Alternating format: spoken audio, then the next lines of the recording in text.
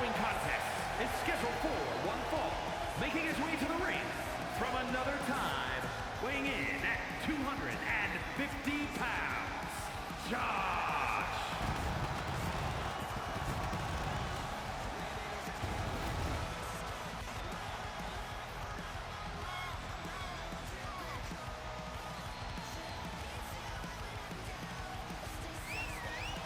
Ladies and gentlemen, boys and girls, welcome to another episode of DKW.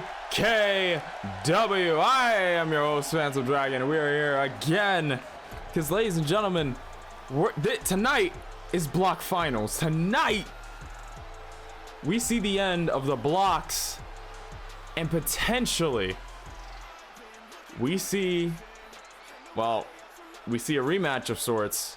Whether we see a possibility for our first double champion in DKW, or we see some new challengers approaching the title scene. Tonight is gonna be the night to see it. Sneak peeks of some new revamped titles I have been working on in the background. And a whole lot of action, as usual. How's everybody doing tonight? Body, Impact, Crazy Gamer, Tox, how you guys all doing? And his opponent from New York, weighing in at 350 pounds, Bulldozer Dwayne. Also, if I come through a little bit choppy, be sure to let me know. Like on my side, it says it's dropping frames like crazy for some reason. I don't know if it's just like OBS being OBS or something else going on.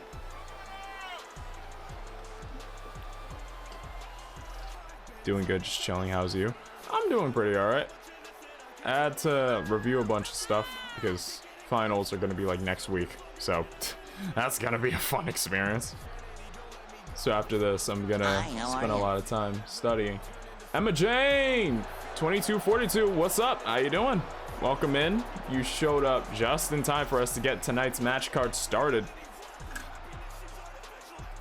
And Automod already being a bitch. Good though, to be honest. I've been thinking about renaming the GUD as I feel the name is a bit much. That's all up to you. Just let me know. Kick to the gut and immediately kick to the back of the head. Josh opening up. Last time these two faced off was in the D1. While I believe Josh walked away with the 2 points, it was, well, let's just say the ref didn't exactly have his glasses on last time. So this is gonna be quite interesting. See these two rematch. Last match they had was pretty hard fought. Even though they were both mathematically eliminated from the D1, they still fought like hell for those 2 points to finish out. And I imagine both guys, after running back the tapes and seeing exactly how it ended, like I said before, Dwayne's hand was on the rope. The ref didn't notice it. Both men eager to get back into it to see which one would actually win the match. And that's kind of where this spawned in from. Both guys were free and decided, hey, let's run it back. CSPL just been fucked, but other than that, it's been okay. Had a fantastic TLC pay-per-view. Ooh.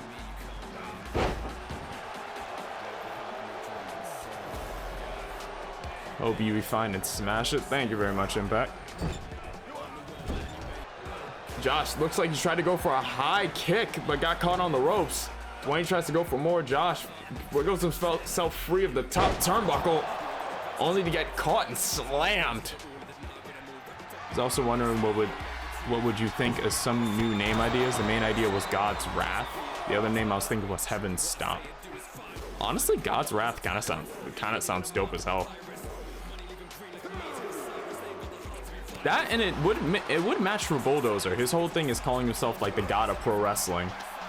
So I feel like God's Wrath would be a pretty good move to be like the big stomp that goes for the neck that he's been aiming for most of the match. So I think ultimately it's a pretty good name. Bulldozer. Oh, lawn darting Josh straight into the post. And thank God after TLC, Money Inc. is gone, suspended ban from every show until the end of the year.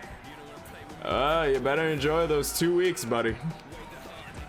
Like, I feel like after those 2 weeks, it's definitely gonna be a target.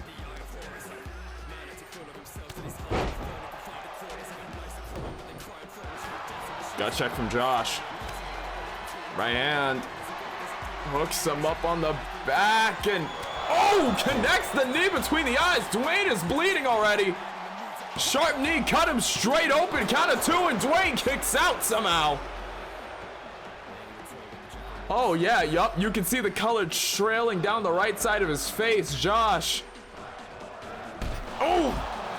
Now shoulder tackle send Dwayne back to the outside. Josh turning on the Jets and not letting Dwayne breathe for even a second.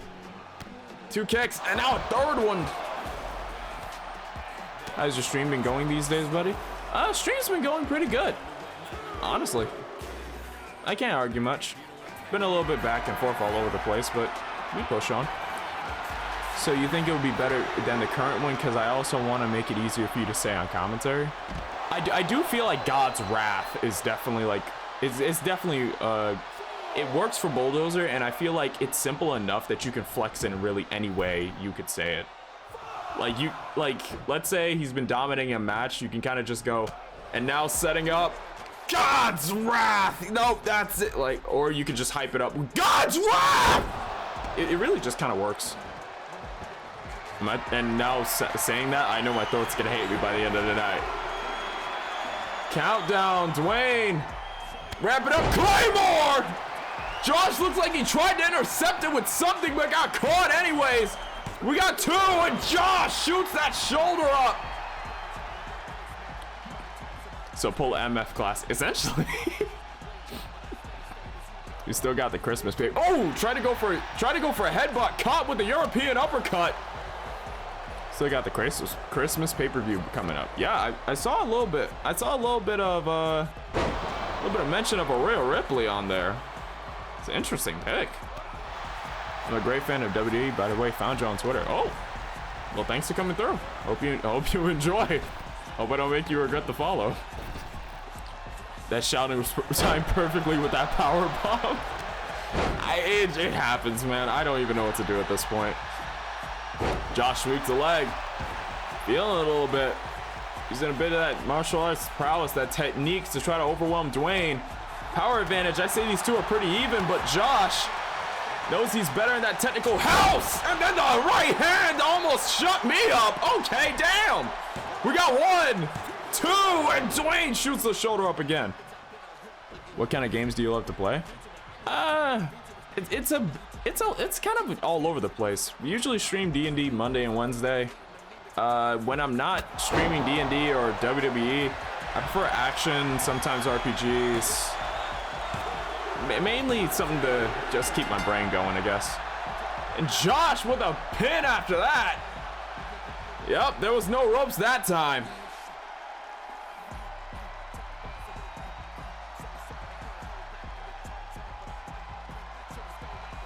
And yes, I am bobbing my head to the music in the background.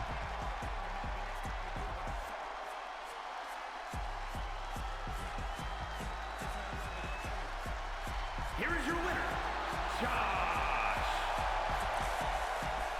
Congratulations to Josh. GG to both men. Josh proving the 2 points wasn't just a one-off.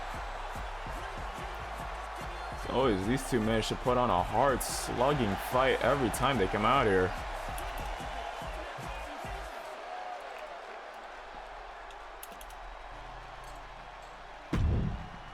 Just move on to our next match of the night. But yeah, action, sometimes some RPGs. I kind of keep in that wheelhouse of action adventure. I feel like RPGs are kind of like, while I could play them by myself, I'm not sure if doing a whole like Twitch stream about them would be the best. Just because most of the ones I play are very like JRPG flavored, I guess is the best way to put it. You know what? Screw it. Executive decision, renaming it to God's Wrath. And like that, Bulldozer like that, Bulldozer has renamed his finish.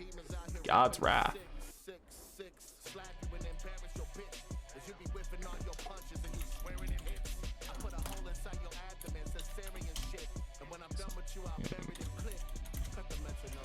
God's Wrath.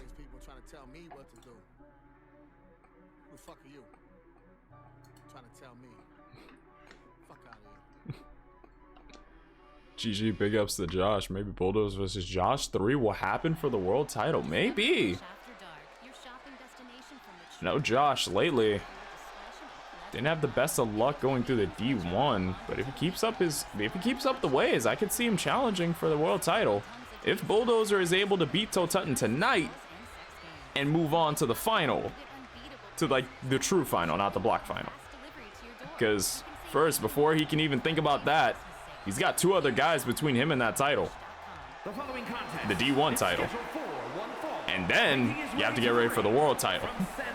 So it's a long way, but if it was to happen, Bulldozer versus Josh for that title would be an interesting one.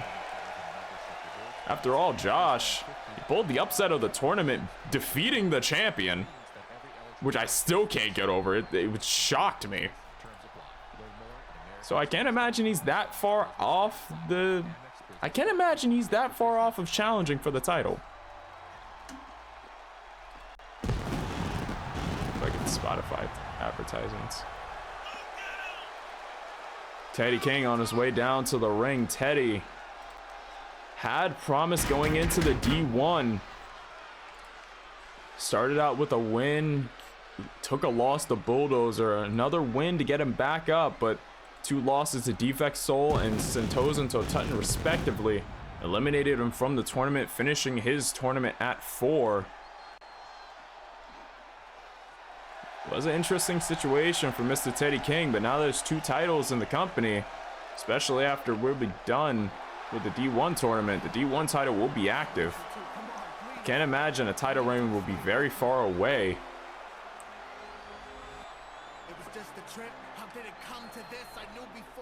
I turned it too loud. All right. And his opponent from Mustache Mountain, weighing in at 305 pounds,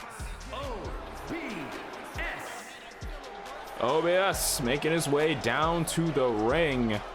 Funny enough, if I remember right, it was a little bit of a closer situation with OBS.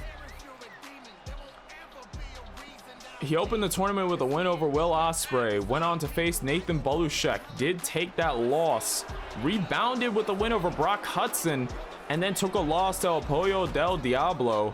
It would be on his last match with Legacy where you get those 3 consecutive, not consecutive, but 3 wins to push him up to 6. That would tie him for contention into the final.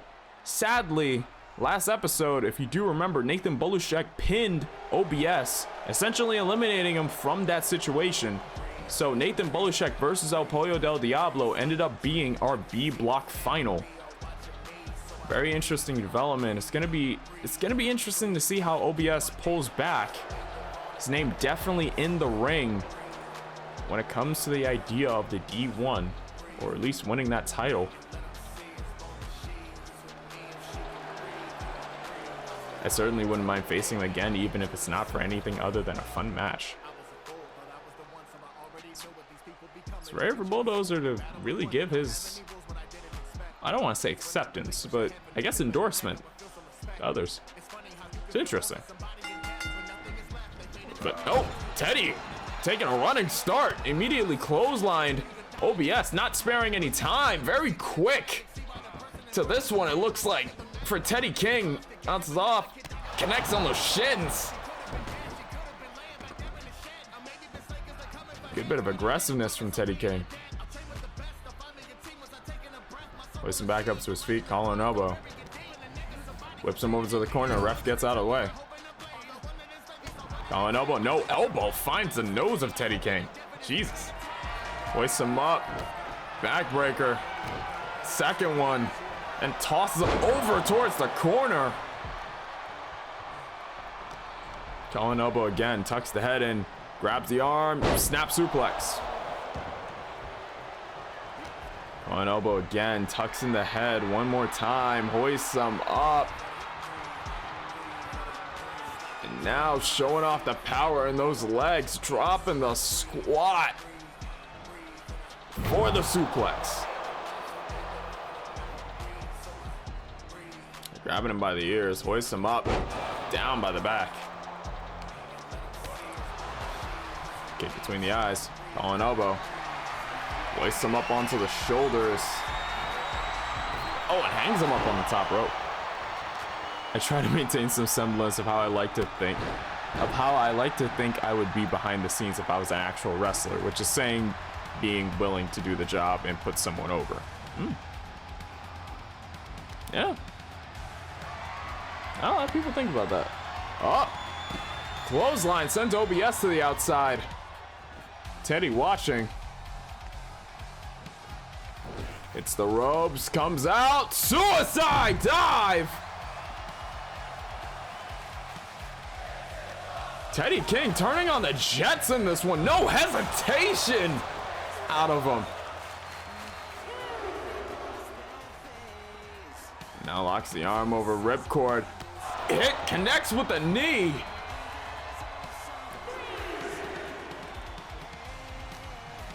Calling elbow again, sends him inside the ring. By the way, Joshua put his title on the line at Christmas Slam against both Butcher, Hacksaw, and Spencer Charles. Ellery pulled hers up in a fatal four-way against Ashley Zinda, Melissa Ewing, and a mystery opponent. And a lot of Christmas gifts getting handed out on IWW TV.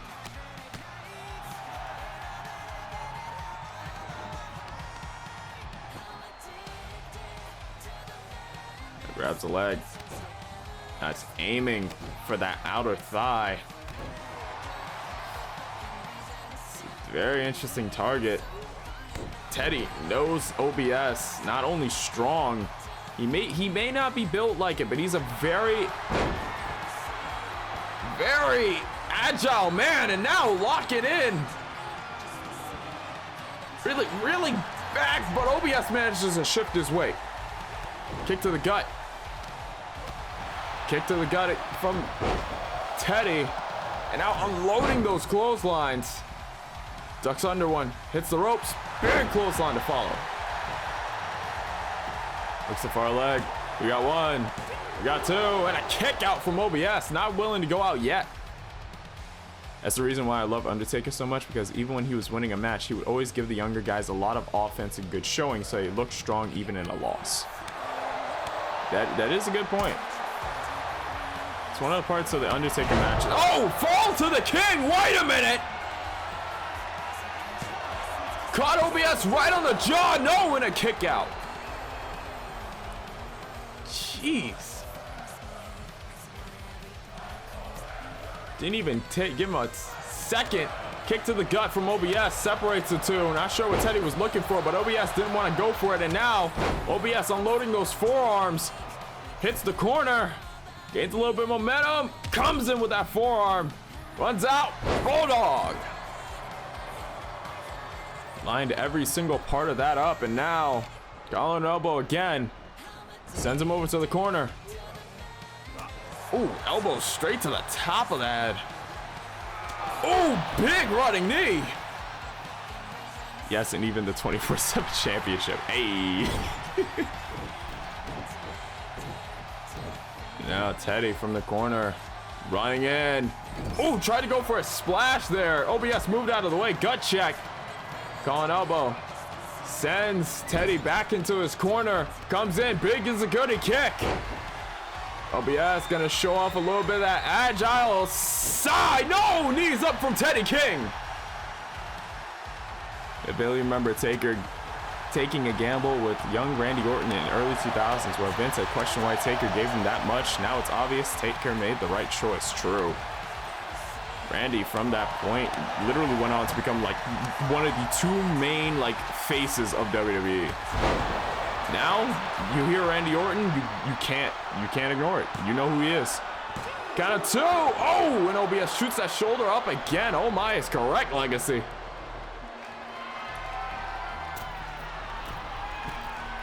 Now Teddy King from the top. Big elbow drop straight through the heart. OBS felt that. Now pulling him up. There it is. Take a knee. We got one.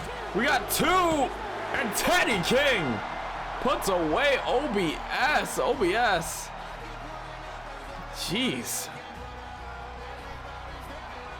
So it was an interesting way out Teddy King. That knee.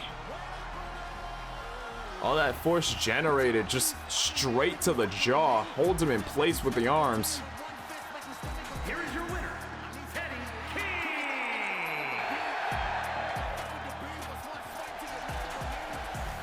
I also saw an interview from Cody Rhodes where he was fanboying about Taker guiding him to letting him fight out of a choke slam, then taking a bump for Cody. Taker's that guy. He was a locker room leader for a reason, man. They knew it. GG to Teddy King. GG to OBS.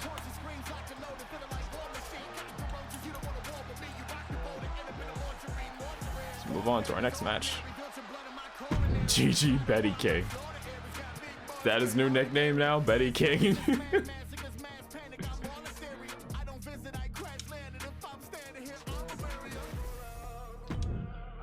Next match. Sorry, I'm a little bit tired.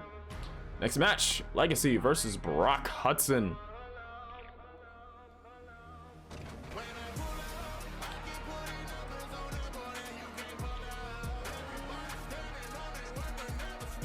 Hey, bro. Huh? Oh my God! Red! Thanks for the sub, man. 3 months. Jesus. How you doing, man? So crazy I said hi, by the way.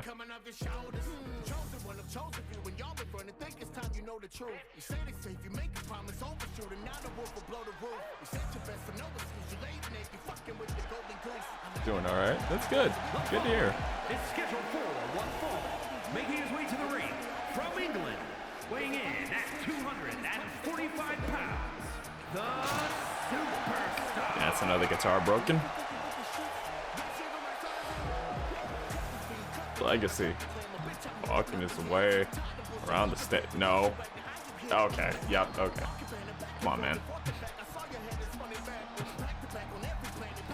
Legacy, when he first came into DKW, pulled up and in his second match won the world title at the time, went on an absolute hell spawn.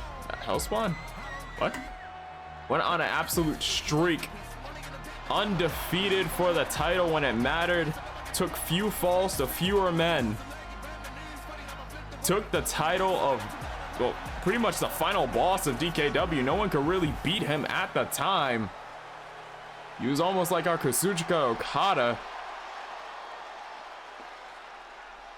And then it all came ahead last year, funny enough, when Legacy put that title on the line against the perceived underdog at the time, Santos and Totat, and the rest would be history.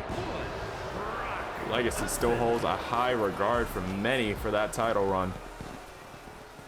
Many defenses. I think the most recorded defenses for a title.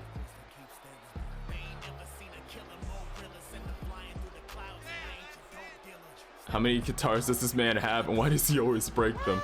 It's a Legacy trademark. Alright, just doing some much needed cleaning around the loft. Always good to clean up. Sorry, I like to smash guitars. Yeah. A lot of them. I'm pretty sure we're in like, what? We're near triple digits now, Legacy. Holy hell. How many guitars do you have to buy? How much do you spend on guitars? I guess to his opponents during that time, he was a hellspawn. Apparently no one thought to call a priest. That man was almost undefeated. Now Legacy entered the D1. Had a bit of, opens up with a drop kick, stopping Hudson dead in his tracks.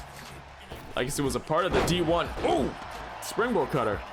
Ended at 4. Drop matches to the likes of Nathan Bolushek, Will Ospreay, and OBS. not exactly the performance he was looking to exit with. Well, everything considering, every match he put on was one for the ages. Now, leg sweep.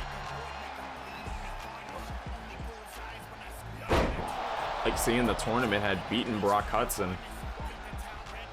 Funny enough, Hudson wasn't able to overcome Legacy to try to get himself to 6 points. Ooh. Big shoulder tackle from Hudson though. Don't let the match overall between them fool you. These two are, I dare say, evenly matched. A stunner off the ropes. Hudson thinking high rent district. Doesn't launch himself off in time. Legacy ducks under him. Collar and elbow. Sends Brock over to the ropes. Big forearm. Hooks him out of the corner. And now throwing up some two sweets and hits an enziguri. Low hanging. Bro has more guitars than most rock bands. And now springboard shooting star, but no, comes up on nothing. And now, game? Uh-oh.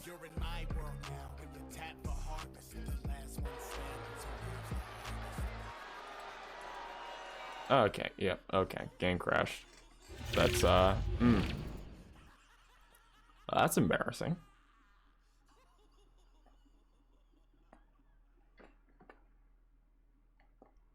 Secretly, they have Lego guitars. See, this man did not just do a springboard shooting star. He did. And I don't think the game was very privy to it. I think the game got a little bit upset when he decided to flex like that. Even the game couldn't believe it. It's insane. It's easy to bring those cheesy, saucy, crunchy, spicy Taco Bell flavors to your kitchen. So get creative and customize your tacos any way you want. Find Taco Bell products in the Mexican aisle at your nearest grocery store. Taco Bell is a registered trademark owned and licensed by Taco Bell Corp. Care. It's more than a word. It's the heart of our mission and purpose for more than 25 years. Today, we serve 2.3 million members, partnering with top quality providers. And I broke the game, my bad. Ain't nothing new. If you need health insurance, or if your coverage is I'm hoping Fidelis Care can help. the dropped frames aren't because of the updates I haven't done to like my driver and Windows itself. Hey, he does a crazy move. The game. Okay, time. All right, calm down, buddy. Come on now. Go. Okay, stop it. You hold on. Okay, the fucking ads. Dude, shut. Shush. You're not selling your shit. Shush. Still not paying for premium. Multiple reasons why.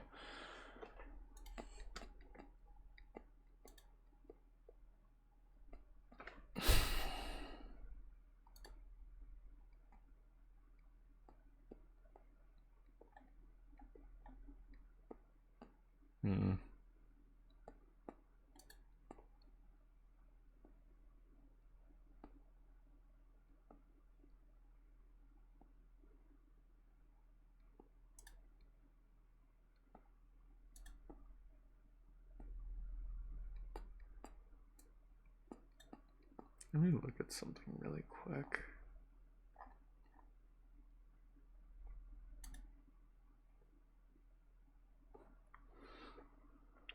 Is it? I hope it's not, but in case. Just in case.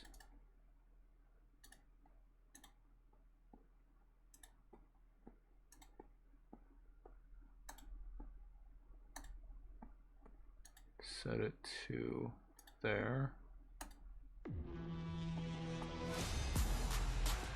Then. And that does look like it's lightening the load, if just a bit. Now. So we still dropping. You guys, I'm coming through clearly, right? I want to make sure. together. Like, is there any stuttering on the stream or anything? That's why I never use things like Spotify, to be honest. I just have most everything downloaded on my phone. Fair. Honestly, fair.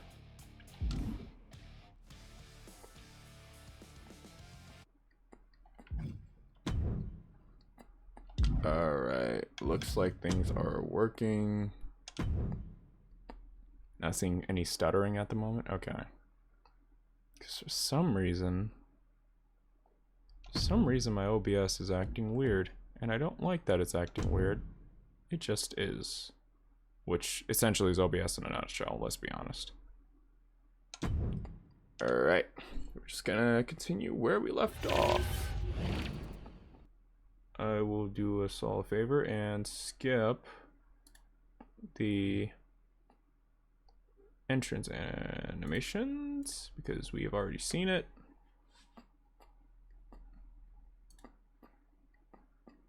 So we are going to quickly do some background stuff.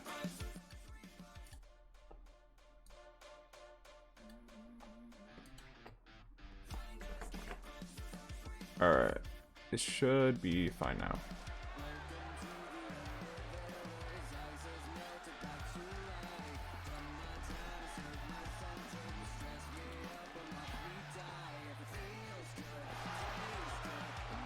Alright, we're just gonna quickly jump through these. Alright, Hudson and Legacy. We got programming back on air. Now we'll pick up where we left off with this match. Sending Legacy into the corner. Big European uppercut to follow. Apologize to everyone in the crowd. Apparently some signal interference happened. There are 3 guarantees in life. Damn! Spear from Legacy. Guarantees in life, death, taxes, and OBS not doing what it's supposed to.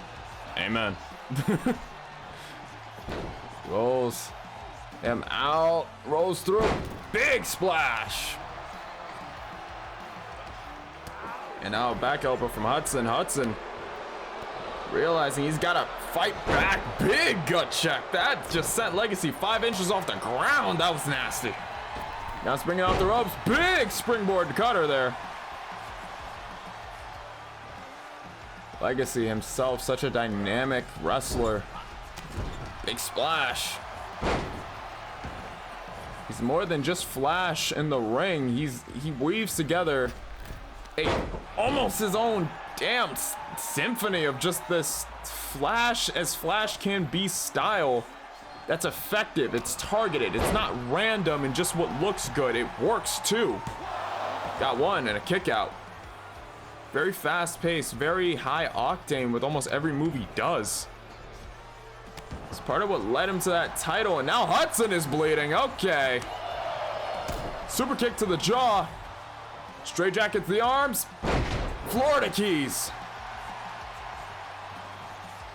Hudson's foot almost got caught on that rope, and now Legacy measuring from the rope. I'm not sure if he'd really want to springboard that close to a target. Doesn't do it.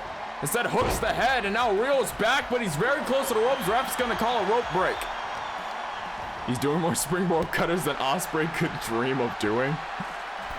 Hey, it's Legacy style, man. You can't knock him for it. Now from the top, Swanton, no! Hudson moves out of the way, sliding lariat.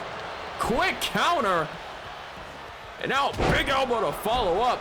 Hudson, not a slow man by any means. He may be more of the power game, more of the ring general. But I can tell you right now, he is no slouch when it comes to picking up the speed. And now hanging him up over the top. Springs off. Big leg drop. Oh my God! Velvet! 7 months sub. How you doing? How's things going?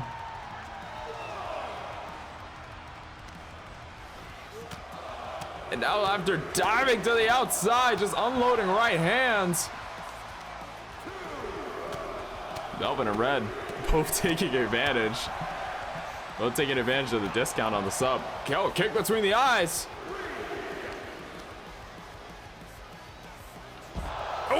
now fisherman suplex towards the stairs. It looks like his leg got caught on it a little bit. And returns in kindly by sending the motherfucker into them. Okay. Oh, head kick. No. Oh, yeah. Brock trips the legs, kicks him to the back. Remember what I said earlier. Hangs him up on the barricade. Ooh, drives his back into it. But Hudson, back elbow from Legacy. They're already at a count of 8, I believe. Now they're at a count of 8. These two need to get back in the ring now. This is not going up to a 20 count. And they both get in the ring before 10. Shot below the back. Sends him over to the corner. Big European uppercut to follow. Looks to far leg. We got one. And a kick out. Also, it's getting a bit choppy for every few moves, but I genuinely can't tell if it's OBS or my internet, because my internet keeps going from 3 bars to 2 constantly. All right, never mind. Oh. Now I have my auto sub on you. I mean, hey, it's appreciated. I think it's my internet because it looks stable 3 bars. It's not as choppy anymore. Okay. Okay. I wanted to make sure because like OBS. Ooh, quick snap DDT. Low angle, high torque. Now Legacy getting out of the ring to catch some breath. Rolls right back in and hops right back on offense. But Brock, boot to the gut, and now first lariat connects, second one connects. Legacy tries to swing one of his own, ducks under. Big jumping clothesline from Hudson. Remember what I said earlier, Hudson, the powerhouse ring general, but Legacy caught the leg. And now pointing at him, telling him, you done messed up. Double axe handle to the jaw. Looking for a leg. We got one and a kick out by Hudson. Calling elbow. Kick to the gut. Tucks the head in. Hoists him up. Brain buster. Now calling elbow again. Hooks the upper part. Hits him with an interesting looking DDT. Now quick shiver. Forearm almost pointed the elbow to the side of the head. Also closed some other apps on my phone in case that was affecting anything. That seems to have also helped. Oh, okay. Kick to the base of the spine. Yep, Hudson holding that left leg. He's in dire straits, and now Legacy thinks he's done enough damage. Hits him with a crumpet wing, hooks that leg. We got 1, 2, and a kick out from Hudson. He's still in this. And now Legacy dragging Hudson more towards ring center. Hudson being smart, rolling out of the ring, not trying to get pinned as soon into a match, but Legacy stalking Hudson from the ground. Not sure what he plans to do, but it's a high risk, but no! Jesus! Tries to go for a swanton, found nothing but thinly padded concrete floor. But now gets right back up, tries to lead into more offense. That knee sent Hudson spiraling. Meanwhile, Legacy has been beating Hudson like a disappointed father. Big frog splash from the top. We got 1, we got 2, and we got 3. Hudson pinned by Legacy. Big frog splash from the top to end it. You gotta imagine Legacy is the whole reason his body is looking redder than a tomato right now is because of that fall. You can see the marks on his back from it. Still managed to walk away from the win. Yeah, you can see him grabbing at his midsection.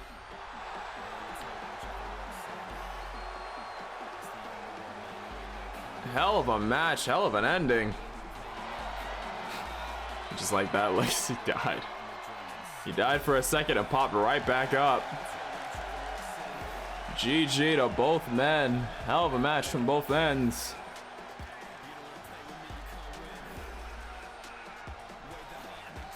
Oh, that one goes up and Brock goes down. Let's move on to our next match. believe the next match is our debut, so I'll switch over. Because for debuts, we like to keep things a little bit secretive. Can't convince me Legacy is actually awake right now and didn't just finish the match while unconscious like Broccoli after the fight with Gara in the Chunin exams. Man is just unconsciously fighting. It's all muscle memory. The moment he got to the back, he just collapsed.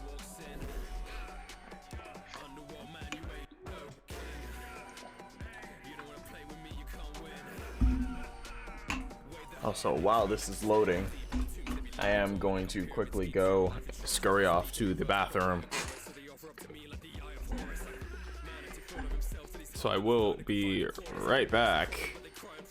I should be back quick enough. The scene that lives rent free in my mind, not gonna lie. True.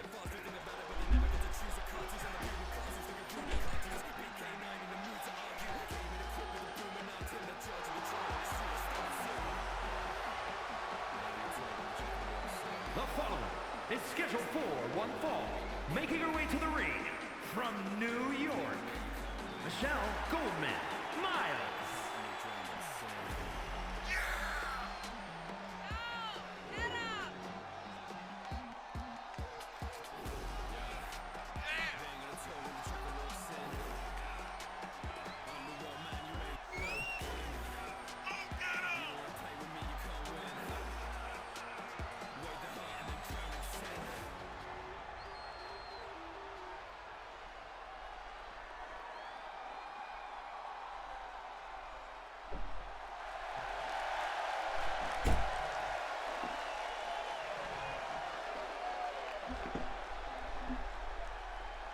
Misty making her way down to the ring.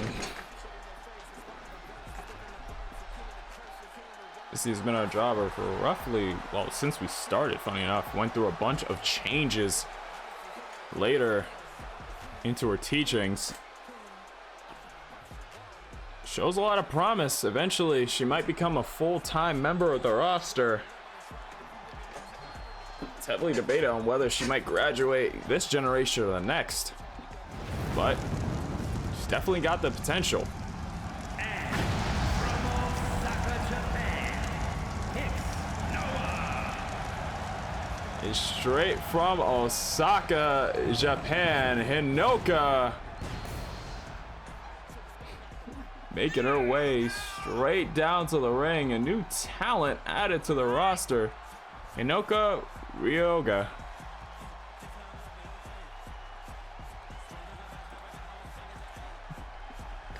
Why did I hear fire? There was a lot of it behind. There it is. Yep, that's a lot of fire. That is a lot of fire.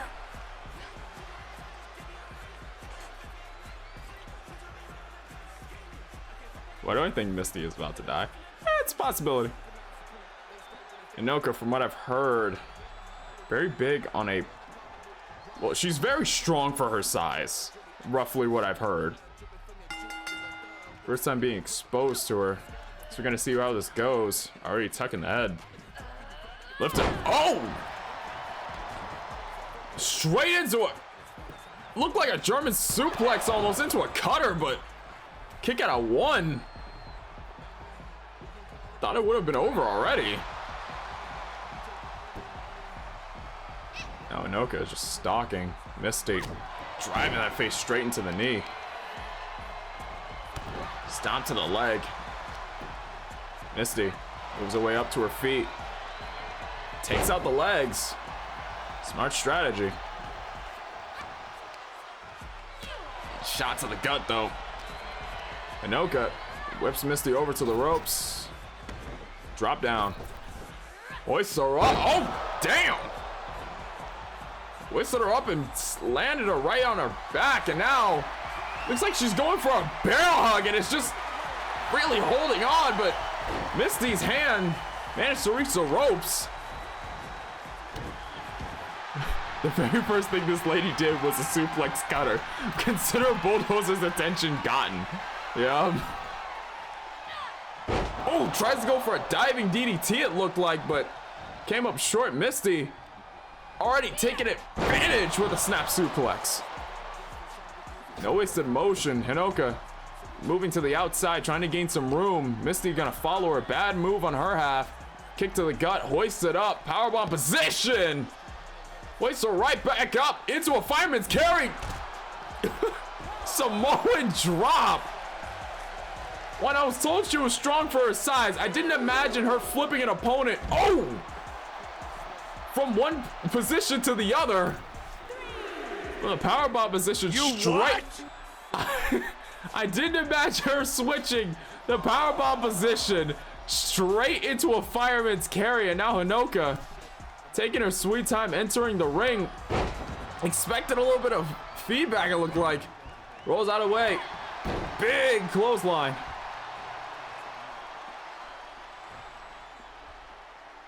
Hold the head up. Kick to the gut. No, caught in the leg. Trashy! What's going on? Kick to the gut from Misty. DDT! Stomp to the gut. Hinoka moves out of the way. Right hand stuns Misty. Another one. Unleash the left. Tries to go for a big right. Gets caught by Misty. Calling elbow. Looked like a European uppercut there. Kick to the gut. Go to you! Well, rope break. Foot already near the ropes. Kicks right back up with no hesitation. Caught by Misty. Sent straight off into the corner. Misty gonna charge straight in.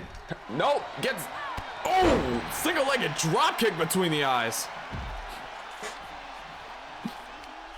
So I don't think senzu beans will be enough for Misty after this. Yeah, you may have a point. I don't imagine her, well, now very low. Yup, that leg found its way right to the ribs.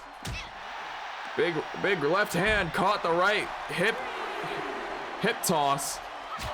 Big overhand shot. Misty. Not talked about often, but her chops are really thunderous. Overhead shot. Hooks the arm. Now reeling it down. He's trying to neutralize some of that strength advantage, it looks like. DKW might need to find a new female jobber. Maybe. This girl is literally Saitama. Honestly, with the strength on display, I would not be surprised if they were related or something, dog. There is very few times I've seen someone shift someone from a powerbomb position into a fireman's carry.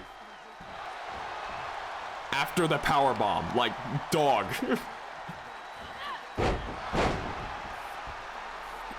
Before I forget, let me give a shout out to the Mr. Trashy. Plays a variety of games on his channel. Very fun, very entertaining guy. Wait a minute, locks. Looks like she's targeting that leg, but a kick to the face. Separate the two. The crowd chants DKW, DKW, DKW. Okay, that's a big one. Trashy. Wait. Oh. Hosted his own eFed, KWL. Not only that, plays a variety of games. Also, does a little bit of tabletop stuff of his own.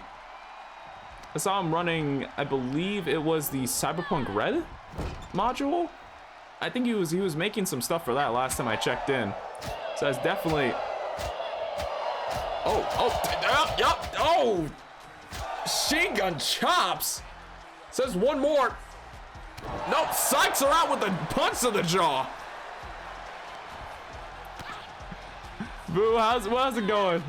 All right, fans, I'm doing pretty good, honestly. Today was a bit tiring, but oh, ragdolled her. But you know, it's been good. Now settling down with some wrestling, a little bit tired, but so far the matches have woken me up. How's it going, man? Now hooking the far legs, and Hinoka puts away Misty. Jesus. SCW, okay. That was some efficiency right there. SCW. We'll probably looking to see about grabbing them after the match here. Not too bad here. That's always good to hear. Oh my gosh, that is spooky looking. Ladies and No gentlemen. wonder they're throwing holy water at your wrestler, Venom. Jeez. You see a really terrifying women's wrestler right there. Shout out going to the man sitting at the commentary table in that clip. Voodoo Ush.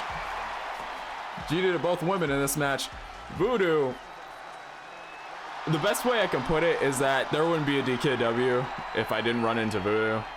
Like if I didn't run into VDW and get introduced to everyone in this community through VDW, there wouldn't be a DKW. I'm just gonna flat out say it, because I'd be lying if I said anything else. Legitimately, guy's an inspiration. He streams all sorts of horror games, wrestling, really whatever he's feeling like, but it is always a fun time. You could always come in, chill, chat, make some jokes or whatever. Also, with his co-commentator Lilith Knight, actually responds in chat too. He's been working on a bunch of stuff to make his streams that little bit more interactive, so go over and give him a much appreciated follow. I'm serious when I say this. This guy's awesome, honestly. He's inadvertently or advertently, depends on how you look at it, the reason why DKW exists. So go over and give him a much appreciated follow. I think I was setting up maps on that stream that you caught. Then D's nuts fell off the map. Oh yeah, yup, I remember that. There's a Lilith is his car. Yep. Speaking of Lilith, actually, mentioning Lilith, I think Lilith has a finals match in the women's A block final against Anna Marie in the semi-main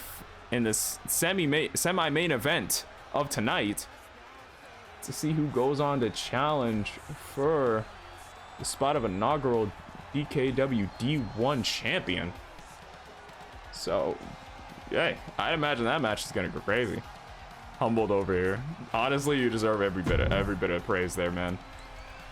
Welcome Hinoa Ryoga to the roster with an impressive win and an impressive power display over Misty.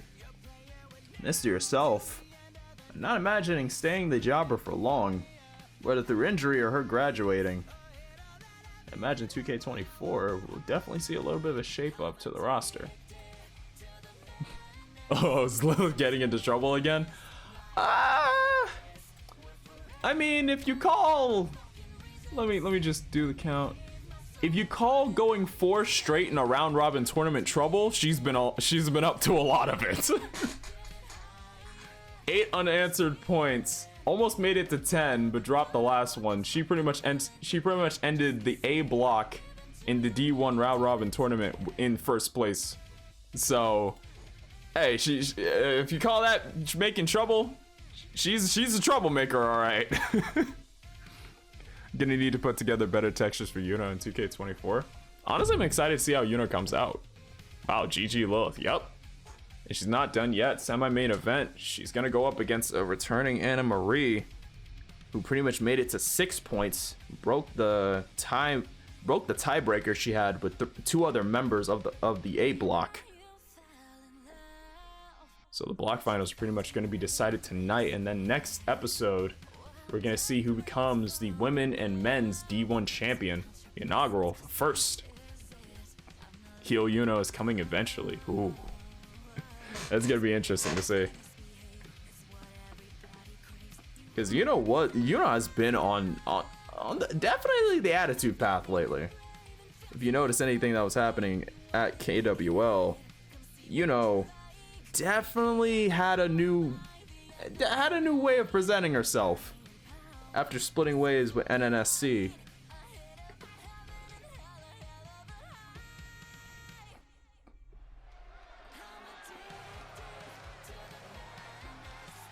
I should find more songs for like the streaming mix.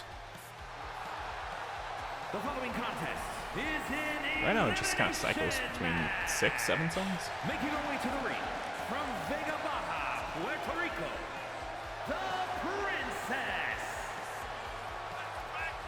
Princess. Ladies and gentlemen, the Princess Karina Cortez, sister to Zortz Cortez, went into the D1. Definitely had a good track about her.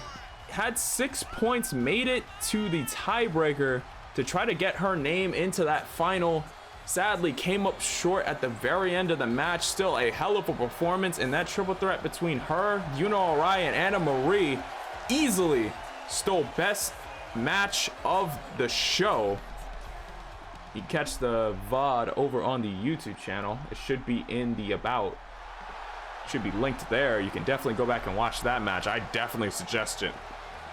Match was Mania quality on an average episode. Hell of a collision between those two ladies. Now, Karina Cortez finds herself in another three-way dance. One against the same person. Huh.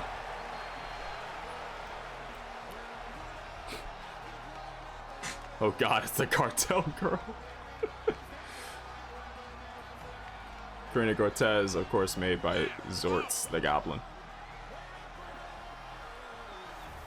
And Yuno Arai, previous DKW Women's World Champion, makes her way to the ring. Open up her tournament, her D1 tournament on a loss to Karina Cortez. Came back with 3 straight against Serena, Ellery, and Lilith, and not Lilith Knight yet. Would drop a match to Anna Marie, and in the last match, pick up a win over Lilith Knight, breaking Lilith's streak at the time. This would get her into contention for that second place, but like I said before, Anna Marie had walked out of that 3-way dance with her hand raised, spoiling the tournament ending hopes for Yuno Arai. Ellery, I would like to say, had a similar story, but it didn't end quite the way she wanted. First match against Serena in the D1 tournament went her way. It looked like she was gaining a lot of momentum. Dropped the next match to Lilith. Dropped the next match to Yuno. Gained a win over Karina Cortez, and when it was make or break against Anna Marie, sadly, she fell short, but in no way can I say it was a complete sorrowful loss. The match was insane. 2 strikers going at it and beating the absolute hell out of each other. So Ellery, even though she walked out with a loss, got a lot more eyes on her style. That hard-hitting, say no, never say die attitude.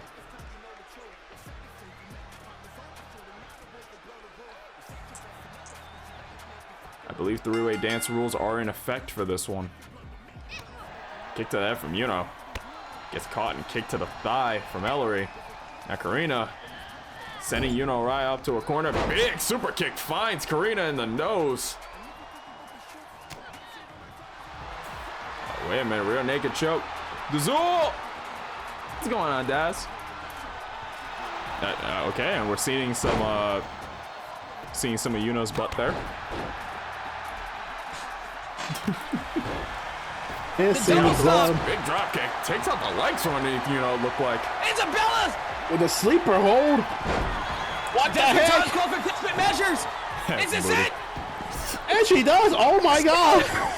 Isabella Ramon! She retains the title. Wow, after all that. Eliminating half of the competition, Isabella Ramon retains the Soul Real Championship. Honestly, this match can main event a regular show. Honestly, yeah. If it wasn't for the block finals, this match probably would have been the main event. Ellie gets back to her feet. Running bulldog, caught on Karina. Calling elbow, pushes out. Big leg lariat. Karina, drop kick to the back.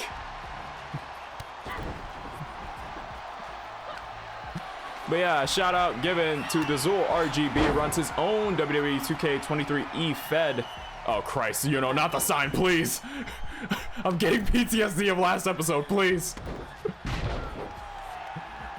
Karina shuts down Yuno's options really quick. Gets her face driven into a knee as a receipt.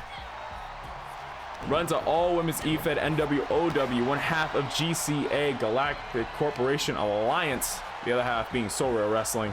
Azul, very, very talented and very good with pixel animations. Does a whole bunch of fun stuff, has a whole bunch of fun commands in his chat, and usually is accompanied by his co-commentator, Mighty Fox. Both of those two always have the most fun of nights, whether it's just them goofing off at commentary, seeing some crazy moves, or both of them popping off when crazy stuff happens on screen. It is honestly fun all around. Go give them a much appreciated follow. And Daz, I hope today's been good for you, man. Kick out of 2 from Karina. You know. Ooh! Straight kick to the face! He gets caught with a lariat. All 3 of these women not giving the other respectively any space to breathe. Tries to go for a high kick, it looked like. Got caught in the top rope. And now Karina using that sole of her foot to dig it in. I guess Yuno wanted to tease some of DKW's male audience, or female audience, or female audience. Who knows what she's into? Hey, there ain't no room to judge here. You're into what you're into. Why did I just pull out the most stereotypical fucking accent I could think of? What the hell? Anyways. Black Widow locked in, but Karina finds her way out of it into a leg trip. And now a low angle forearm. Jesus, hold on. Just knocked the soul out of Yuno. Now backbreaker. Yuno not gonna take that lying down. Sends Ellery over the top rope to the outside, and now she's the last one left standing. Drop kick to that. Yuno into energy drinks. Again. Apparently. Phantom suddenly became Italian. I can't tell you. I could not tell you. I don't know what triggered it. I don't know what started it, but I can tell you this. I'll tell you this, all right? You come with me, and I'll show you some damn good matches. You'll see. I don't know what the fuck I'm doing. I don't know what the fuck. Okay, scissor kick to the head, it looked like. Kick to the gut from Karina. Creates some separation. Big underhand from Yuno. Karina caught the boot, sweeps out the leg. Standing moonsault. Oh, misses the stop sign barely from Ellery. Tries to hit it again. No, gets caught before the third one. Right hand from Ellery. Sends Karina into the ring. Yuno dropping right back out. Everyone's rolling. It is time to stop. Pops over ropes. Wait a minute. Pops her up. Spirit bomb! There it is, straight in the center of the ring, right on the logo. We got 2, and Karina's the first one out after that. Wait a minute, caught with a famous right after. This is gonna be the ending sequence of events. We got 1, we got 2, no, and Ellery kicks out. Yuno took her chance to leap, to strike while the shield was down. I can't blame her. Now, holding her, hits the split. Oh God, Ellery is, Ellery? You okay? That was, you all right? I don't think, oh, wait a minute, tries to go for another one, caught, powerbomb to intercept. She almost spun out on her head from that. And now from the ropes, big knee shot to the head. Hooks the far leg. We got 1. We got 2, and Ellery and Yuno kicks out. I almost said Ellery twice. Now Yuno rolling out of the ring. Ellery rolling to the other side. Ellery looking for a oh, that's a fucking sledgehammer. Damn, almost the perfect heist. Almost. Boy, sweeps the legs. Gets her to drop the hammer. Big underhand. Drops her on the knee. Takes back control in almost an instant. Both of these two dancing over that hammer. I do not like the look of what this could be. Ooh! Kick to the back of the head. At this point, Phantom's gonna be running off rooftops and landing on people with a hidden blade from his wrist, saying the rest in peace in Italian. I always wanted to be an assassin. It's a battle for the right to wear black and blue and white. Is this a battle for the right to wear blue and white? I think it might be. And I don't like how I'm this close to it. I don't like how I might get challenged next. I'm gonna sit my ass down here on the commentary and just kind of keep my head low, you know, not try to get any attention on me. Hooks the leg. Big heel hook kick. Yuno leaps right back up to her feet. Ellery catches her kick to the gut from Yuno. Tries to connect on another one. Ellery closes the distance with a knee. Kick to the leg. Now just lighting her up with a combo. Backs her up into the corner. Whew. Need to get the mayor back. Now call her an elbow. Also, why is the D shining? That sound, God damn it, that sounds wrong. Hold on. The letter D on the canvas is shining, okay? Shining in my face. Kip up from Ellery. Goes right back in. Hits the knee. I just realized I also used that color scheme. You what?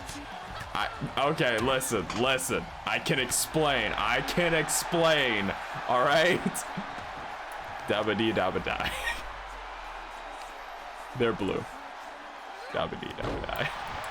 Oh god, I'm getting hit with a sledgehammer by these two. It's a battle for the blue. Flying forearm off the rope. Ellery. No wasted motion here. That he knew. Look. All right, I didn't look. Come on. Oh Jesus, that's a hockey stick. And that's how you divert everyone's attention.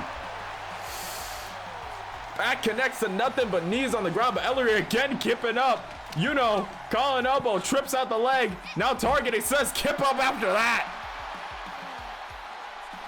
Now that's one way to stop somebody from kipping up again and again. Now sends her over to the guardrail. Stomp to the back. Now countouts in a three-way dance. No, we're still gonna talk about this one. No, we're not. No, I don't know what you're talking about. Shining what? I don't know what you're talking about. You guys are crazy. What? No, what? I didn't. That's living by. I don't know what you're talking about. I don't know what you're talking about. Don't make me get the. Okay. Look, hold on. Look, listen. We can talk about this. Look, I'm not afraid of the fly, but let's talk about this. Let's talk about this here, all right? Let's just talk about this. Also, Jesus Christ, please put that hockey stick big pump kick. Right hand, rear waist lock from behind. Oh! Back of her head dropped on unpadded concrete. Now just dropping that knee.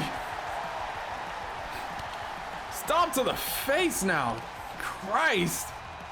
And driving the face into the concrete again. Come on. Dropping that knee straight to the jaw. Oh god, this part of the arena gives me PTSD. Brother, I still remember when Phantom and Sega were getting their heads driven into the concrete for 30-odd minutes. Does know the sands only get stronger the more you beat on them? I think she's gonna find out that Fisherman's brain buster on the concrete. Now both these two just slugging it out. And now going for the submission out here on the floor. No mercy anywhere. Her leg, a little bit messed up there. Picks her up, back body drop. Now we're getting close to that metal grate. Oh! No, I can't do it. No, rear waist lock. No, down on the knees. Picks her in. Big pump, big kick to the side of the face. I don't think she can even win. She can't. A three-way dance is essentially an elimination triple threat. There's no countouts, no disqualifications. These two could go on beating the hell out of each other. Also, it is lagging a bit, is it? Funny enough, the drop frames have actually stabilized. Like, none are getting dropped anymore. So now I'm concerned. Tries to drop the knee. Moves out of the way. Oh, shot to the head. Kick to the face. Now Ellery showing off to the crowd. You can see the bruising around her face. Elbow straight to Rear waist German. Yeah, fuck. Ow. Now the lariat turns her inside out on the outside. That was just on steel. That was just on steel.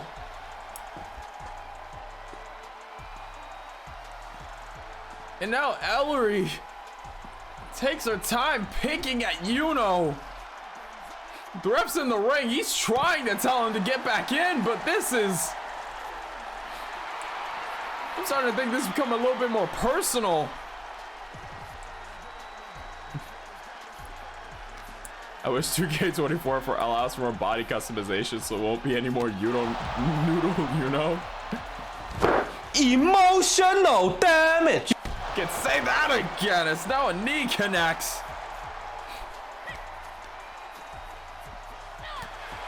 Ellery just picking apart Yuno.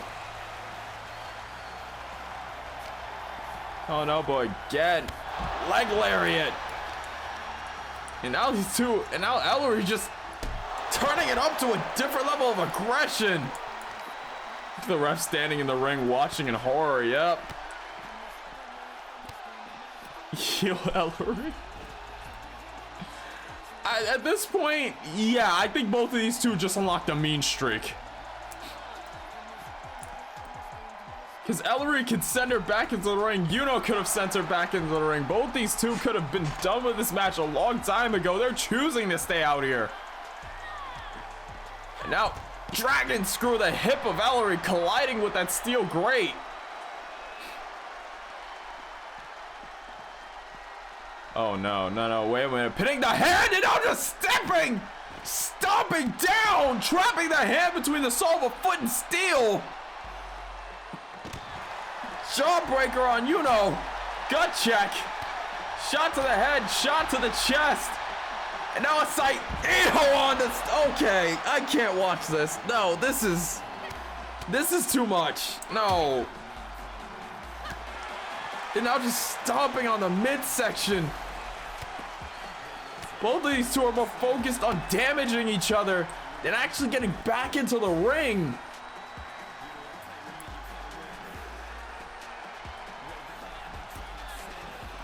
Fans of having not fun. I don't want to talk about it. I don't want to talk. I can barely remember the match and I still feel that steel over the back of my head.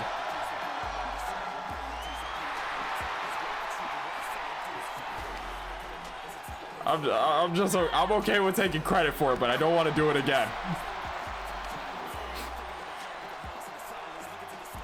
Hoist her up, down on the back. Bounce off the steel grate. That. And now just taunting.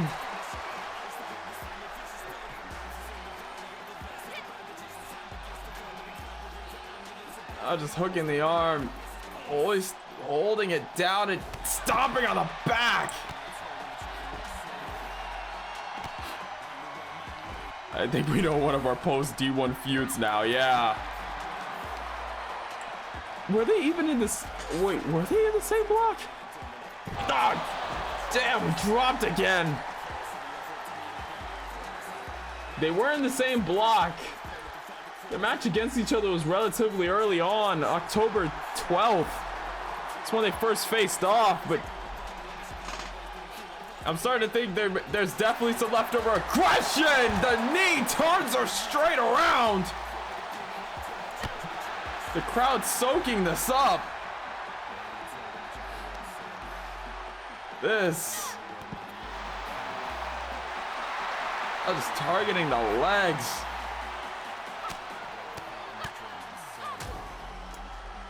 Ah.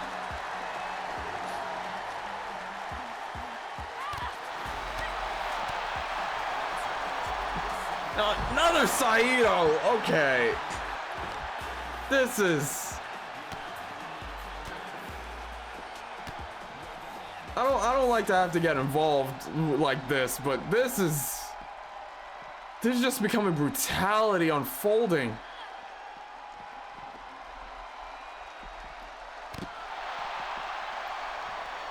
This is just turning into brutality unfolding. I'm gonna have to step in for this one.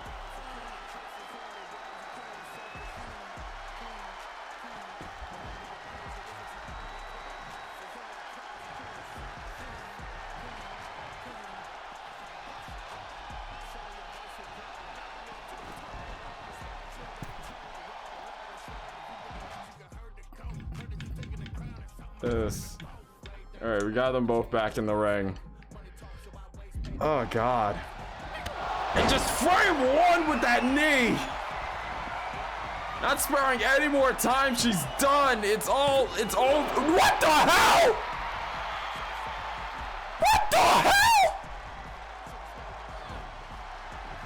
How the shit did she kick out of that? And now tries to go in for some more. No, Ellery. Oh my God. Ellery gets out of the. What the fuck? How? Goes for that stop sign. Yuno stops her in the tracks, throws her right back in the ring. What the f? Oh God, she's grabbing the stick. Duck, cover your eyes.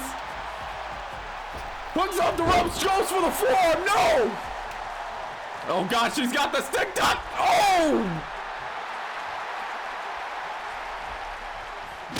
Yuno showing a more durable side, and now Ellery getting sick of it. Takes the stick out of her hands. Sends her over to the ropes. Springs her back right into the knee again. Hooks the far leg off of it. We got 1, 2, and that's 3. That is, holy shit.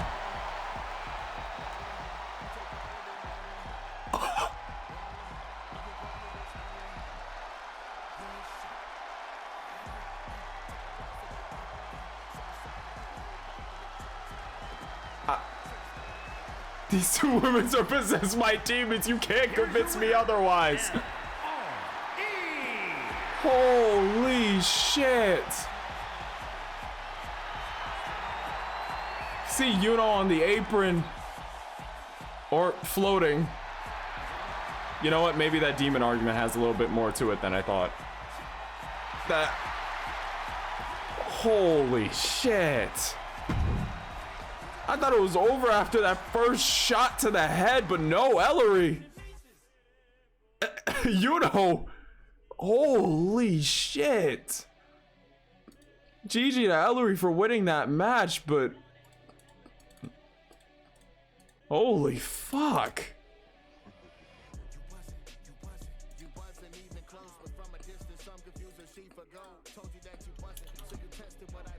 You know, GG to Yuno, Karina Cortez, and Ellery. Holy fuck. I thought that was over, but no. Hidden reserves just on display. It's definitely not going to be the last time those two face off by any stretch of the imagination. I'm fully convinced those two demons were hardcore beefing and possessed those two during this match. Because just what the fuck? I don't... Dog, if I could tell you, I would. That was... Holy shit. Okay.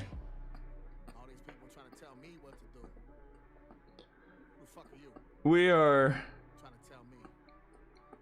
gonna divvy off while we get ready for the second half of the show. Holy hell, I wish I had a wrestling intermission screen that I could send you guys to just to get your breath, but we don't really have that. We just have behind the scenes of the next part. Holy shit. Hey, bro. Oh my god! The crazy part is if he did step in, they'd probably still be bashing each other's heads into the concrete. That's the wild bit. It's insane. Give me those emotes. Trashy, thanks for the sub, man. Holy fuck. That... Holy fuck, man. Alright, I'll pull up the other half of the card. Just lay back, enjoy the music as we get the second half of the card set.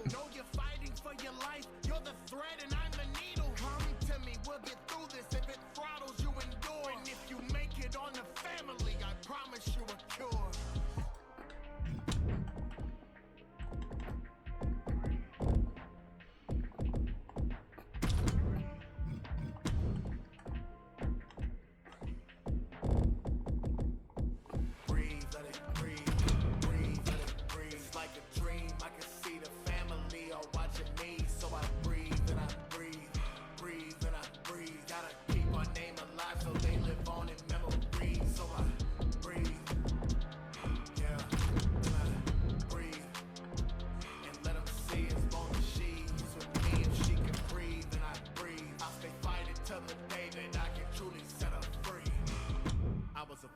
I was the one, so I already knew what these people become. They don't teach you in school. When in battle with one, they don't have any rules, but I didn't expect. It's when I relinquish a heaven and tip of the neck, I'ma feel some respect. It's funny how you can feel more for somebody in death when nothing is left. They fade into ashes, hurt they endured it, lay in their caskets. Melted away cause the message was asked. It took you to die to see some compassion. Look through the hate, you see to the tragic. See why the person in front of you had. I think of them now, the hurting is constant. Can't have another kid die on my conscience. It could have been her, she could have been dead. She could have been laying back there in the shed. Or maybe mistakes are coming for heads, but I made a promise I'm paying a debt. I'll train with the best, I'll find me Let me go set this up really quick. Oh, and now the game knows about Bulldozer's Skulls beef. Yep. That's honestly why I changed the rules to have count out, because people spent too much time beating each other up in that exact spot. Fair. Fair. Honestly, I can't blame you for that. I'm just hoping in the next game they figure out like what causes that. Because like it's cool for a bit, but like, it happens too much and it's just like, come on. Thought I had already set this up, but I guess you guys can watch me do this.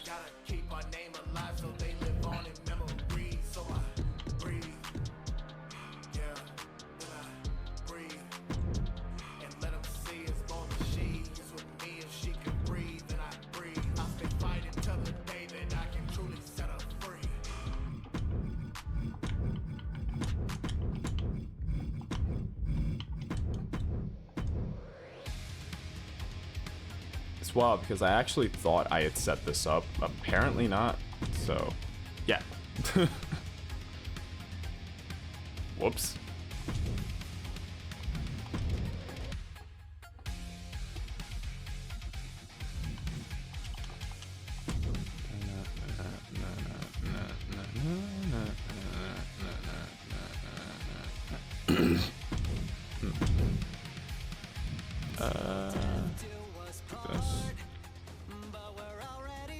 I don't know if you guys have ever played them, but sometimes I play games called Wrestling Revolution and Wrestling Empire by M. Dickey. He makes games entirely by himself, which if you never worked on a game, you know that's not all easy. But there's a match type where you can just flat out can't exit the ring until the match is over. I've heard of Wrestling Empire. I remember I used to play like the phone port of it. Or at least it was me and my brother who used to like play the mobile port of it.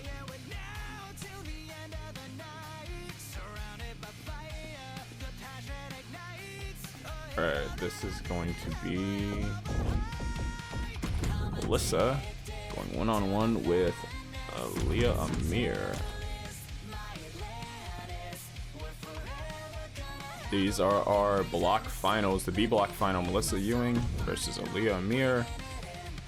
The men's B block final, they will be under the same rules of the D1. The only exception is there's no time limit.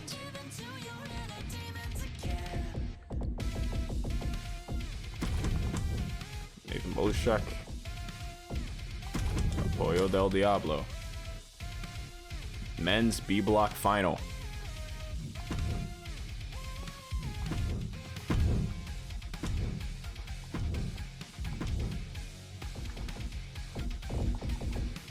Lilith Knight. Nope, that's Legacy. Lilith Knight goes one-on-one with Anna Marie in the women's A block final. And for our main event, a rematch of a pairing we saw earlier in that block that ended pretty damn brutally. Bulldozer goes one-on-one with the champion in the men's A block final.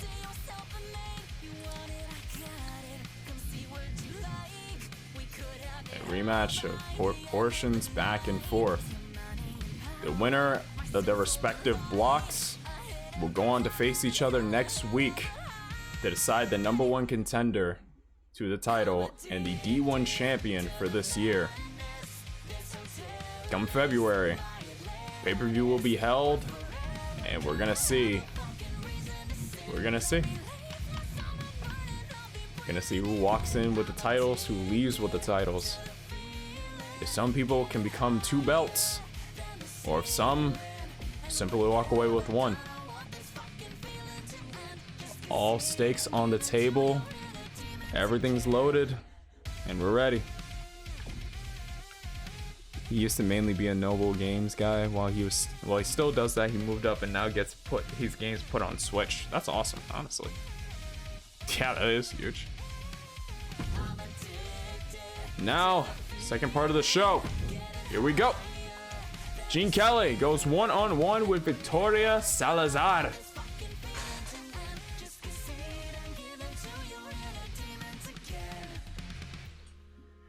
Gene Kelly and Victoria did happen in the tournament. October 12th, Gene Kelly, Victoria Salazar went one-on-one. An interesting power versus striking dynamic. Both wrestlers, a very in-your-face smash mouth style with no remorse on either side. Gene Kelly did walk away with the win in that one. But now, well now, we see the rematch. Also, this song's making this shit sound epic as fuck. Damn. Although it wouldn't technically D1 champions. Although it wouldn't technically D1 champions since there's a men and women's to it. No, yeah, you actually have a point.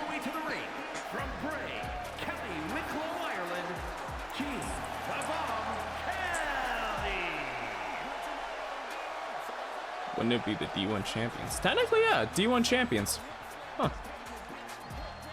Oh, Gene Kelly's prepared for the ONC tournament. Yep. If you didn't know, over on Soul Real Wrestling. Hold on. Soul Real Network. If you haven't been tuning into Soul Real Network, they've been hosting an ONC tournament. Several corporations, several different companies lended 2 of their wrestlers each. I just saw that at the top of the screen. 2 of their wrestlers each to a round robin tournament, similar to the style we have here in DKW, where so far Jean has been showing her stars. While she is a younger prospect in DKW, I smacked my mic earlier, sorry for the boom noise. She has been showing her stars, scoring 6 whole points in the tournament. Definitely a strong start for Jean, and honestly, it's surprising how often she goes back and forth between DKW to ONC to DKW to ONC. She's flying back and forth. No weight, no temperament, no nothing. She's ready. It's the reason why she rose out of the dojo so quickly. If you told me 3 months ago that Jean would already have her marks in other companies, I would have looked at you sideways and said, look, I know you got to put her over, but she's still new. But I've been showing up and I've been shut up before. This is one of those times I've shut up. Victoria Salazar, the agile powerhouse, went through the tournament, finished at 4 points. Not the best outing she had looked for, but looking to try to gain some of those wins back with a new D1 title on the horizon.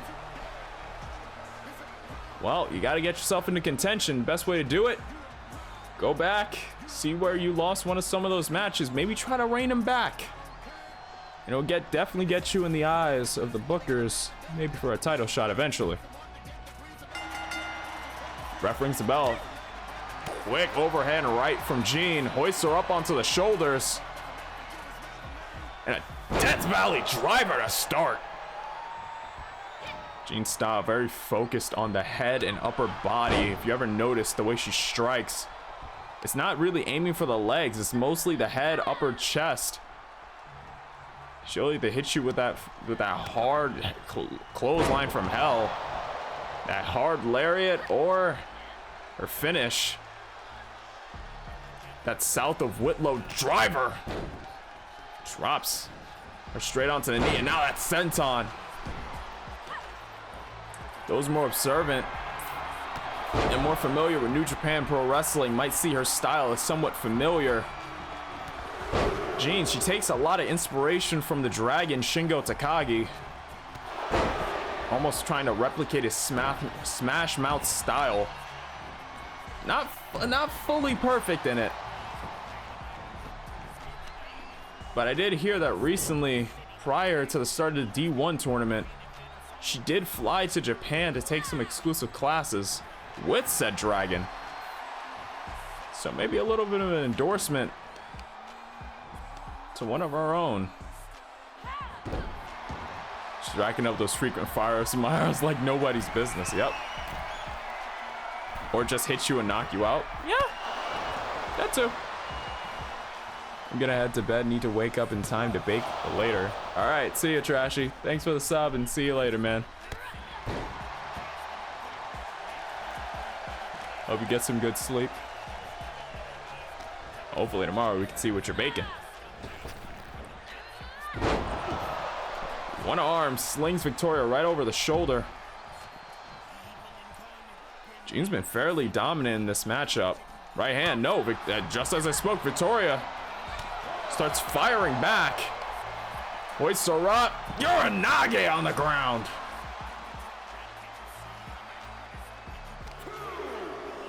This isn't normal match.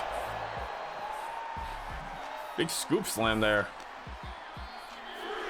Sending Jean.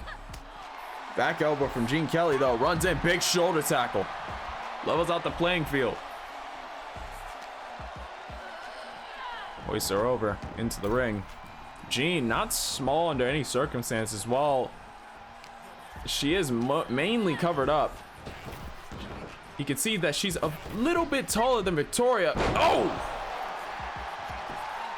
And Jean, while not having much of a weight deficit, not much of a weight difference between these two, Jean, I think her style definitely relies on, I want to say a lower, not a lower center of gravity, but just more explosive sudden shifts. Sudden shifts to her weight that just throw the opponent off. Good clothesline to the back. Oh, wait a minute, kick to the gut. Knots her up. Pump handle. Driver down on the head. We got one. We got two and a kick out from Victoria.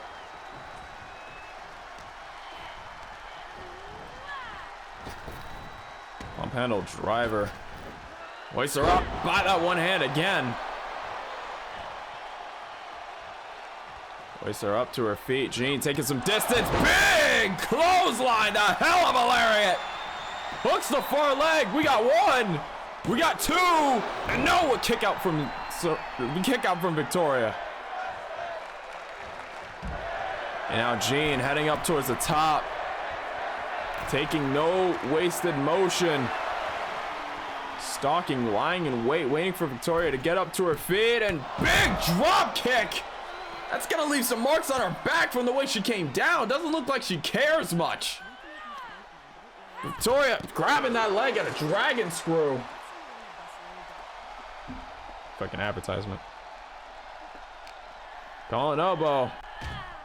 Sends her almost into that corner again. Hoists her up. Now Victoria showing her strength. Drops her. Calling elbow. Hoists her up. Now just using those knees. And then a big slam there. Jesus. Calling elbow. Hooks her in again with that same slam.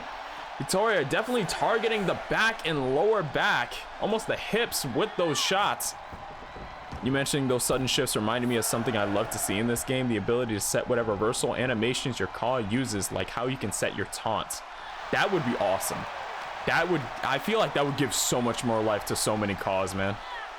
Wait, it's in there? I'm dumb. Oh, wait, is it? I know it's in there for like certain things. But I think for like certain, well, actually, yeah, they couldn't do it for every single move now that I think about it. Hoists Victoria up, south of Whitlow. Hooks the far leg. That's 1, 2, and Gene Kelly picks up the win. This one-on-one encounter. Definitely showing her stripes.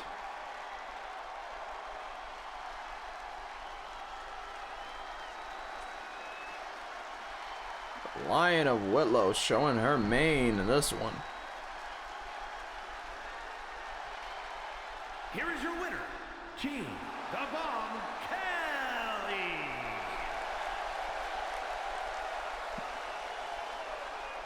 No, I made a correction in chat. I put in chat. My bad.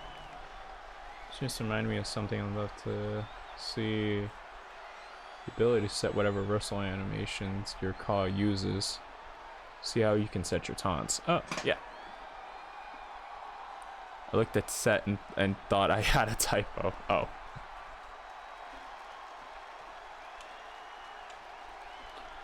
GG to both women. This one-on-one encounter.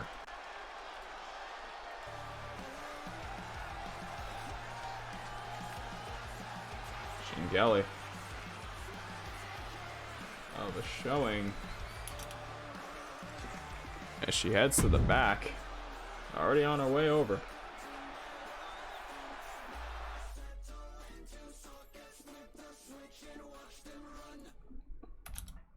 Let's see her there. Next match, an old rivalry rekindled of sorts.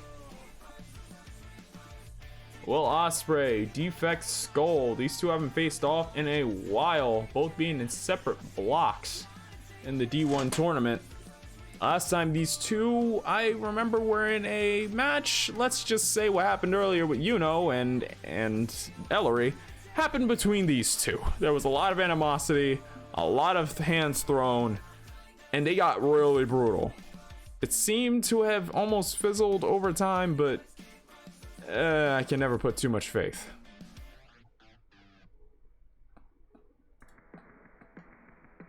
Can only imagine.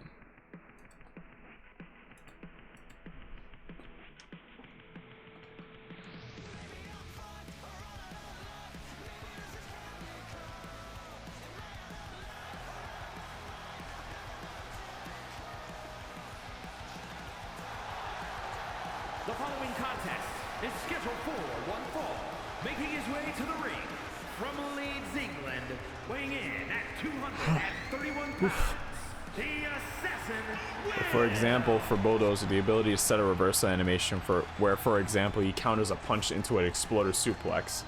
That would be really cool.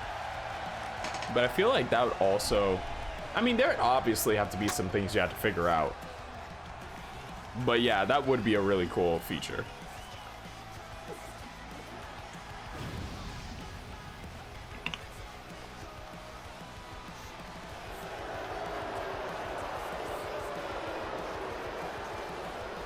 And his opponent, from no place in particular, weighing in at 220 pounds, Skew.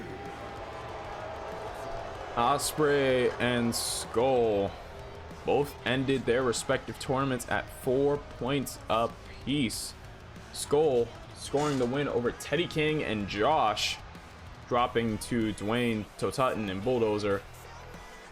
Well, Ospreay dropped his first 3 matches against OBS, Brock Hudson, and El Pollo del Diablo, respectively, but had come back with a win over Legacy, and in a upset, rolled up Nathan Bolushek to throw his finals hopes into contention. He still made it, but it was Bolushek was pissed. Just make the animation for an explosive suplex in the moves list. Not that I mentioned that. Now that I mentioned that. Yeah.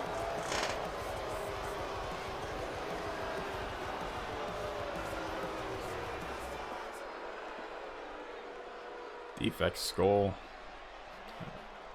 making his way to the ring. If I remember right, Defect Skull's tournament was ended with him going one-on-one against Bulldozer. Bulldozer promised he was gonna eliminate Defect Skull. He did. Got himself to the end. Ospreay, ooh, winding overhand shot. And Ooh. Tiger suplex back into the corner. Defect skull. Not taking any, well, not taking any semblance of easy on Ospreay in this early going. Ospreay hoist defect skull up on the shoulder. Ooh. Hangs him up over the top. Now a kick to the spine. Standing shooting star, hooks the far leg. We got one and a kick out at one. I'd also like to see a return to the chain wrestling lockup they had back in 16 and 17. That would be cool. That would be really cool. Standing shooting star, hook the far leg again.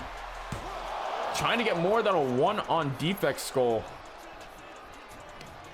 Colin elbow a second time. Head scissors takes him straight down. Kick to the ribs, it looked like there.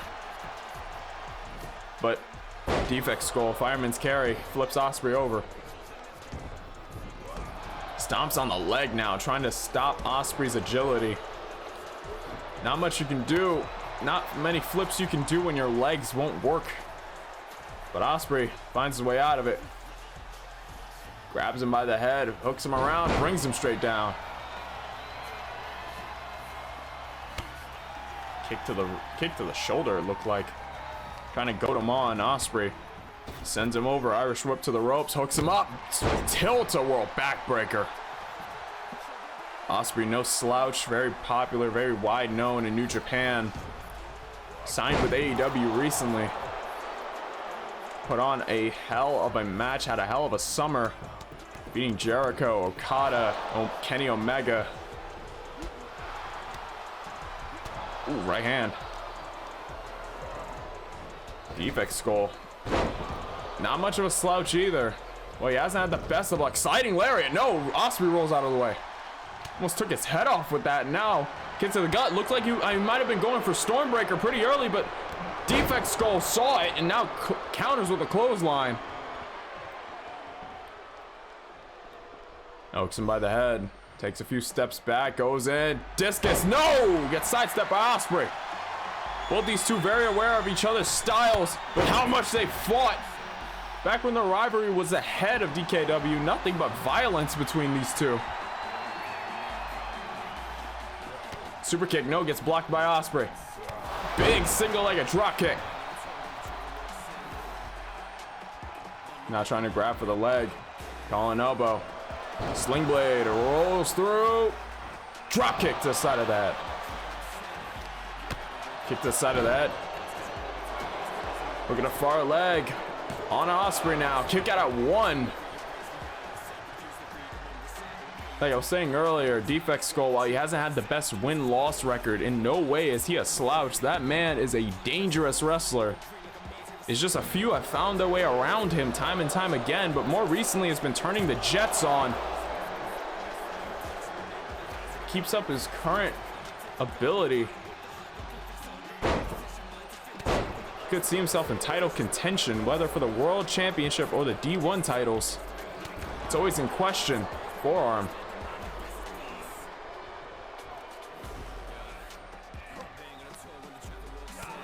Shot to the midsection. Going elbow, sends him over to the ropes. Big tilt-a-whirl backbreaker again. Like an underhanded grip Ospreay used there. Almost scooping him between the legs. I'm not sure if that gains much more grip advantage, but maybe it does. Ospreay trying to go for Stormbreaker again, but defect skull flips him out over. Now grabs him by the wrist and leg, dragging him towards ring center. Grabs him by the head. Takes the leg. Dragon screw. Stomps on the other ankle. Stretches out the hip, the leg, and all of it. Firm target on those legs from defect skull, trying to keep Ospreay in his agility limited. Big chop sends Ospreay stumbling back. Jeez. Heavy hands is defect skull, but the elbow from Ospreay causing him to back up. Kick to the leg. Now Ospreay springing off the ropes. Wheelbarrow. Bulldog connects. Stomp to the head. Defect skull gets up. Kick to the face. Stops him in his tracks. Elbow to the top of that knee. Now just unloading a oh! Oh no, he's bleeding. That back elbow just cut Ospreay clean open. And now Defect Skull looked like his head got driven into the mat with that. Now he's bleeding too. There was a blood feud going on between them, and now we're seeing some of the color we saw from that feud between them. And still, neither of them are giving an inch to each other. Eye for an eye, tooth for a tooth, blood loss for blood loss. Violence for violence. It's a cycle. If these two emanate anything, holy shit! Defect Skull just launched over, and now Ospreay launched over too. Didn't make the gap. And now Defect Skull taking the time to open up the wound even more. Ospreay's cut looks to be somewhere around his hairline going downwards. Looks like it was leaking between his eyes and skull. Looks like it's around his right eye. Goes in. Oh, there's a forearm. Sees he's near the ropes, dragging him towards ring center to try to go for that cover. Does it. Hooks the far leg now. Ref down for the cover. We got one. We got two. And a kick out from Ospreay. Gonna take more than one to put the aerial assassin down. Underhanded shot, overhead, another overhand, big forearm. Runs his, almost looked like he was gonna rush into the corner, hangs him up over the top, rolls through, blocks in that knee to the ribs. A brutal shot, getting that kind of elevation, and now Defect Skull trying to get Ospreay back up. I'm not sure if this is a good idea, but he's gonna take the risk and flies down to Ospreay.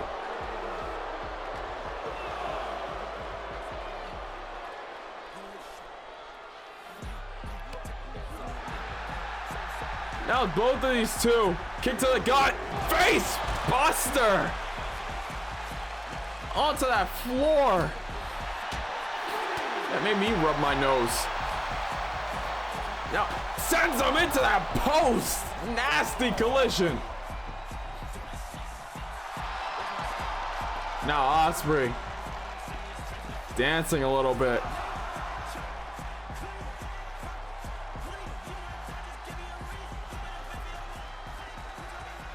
And now Ospreay shooting over. Holy shit.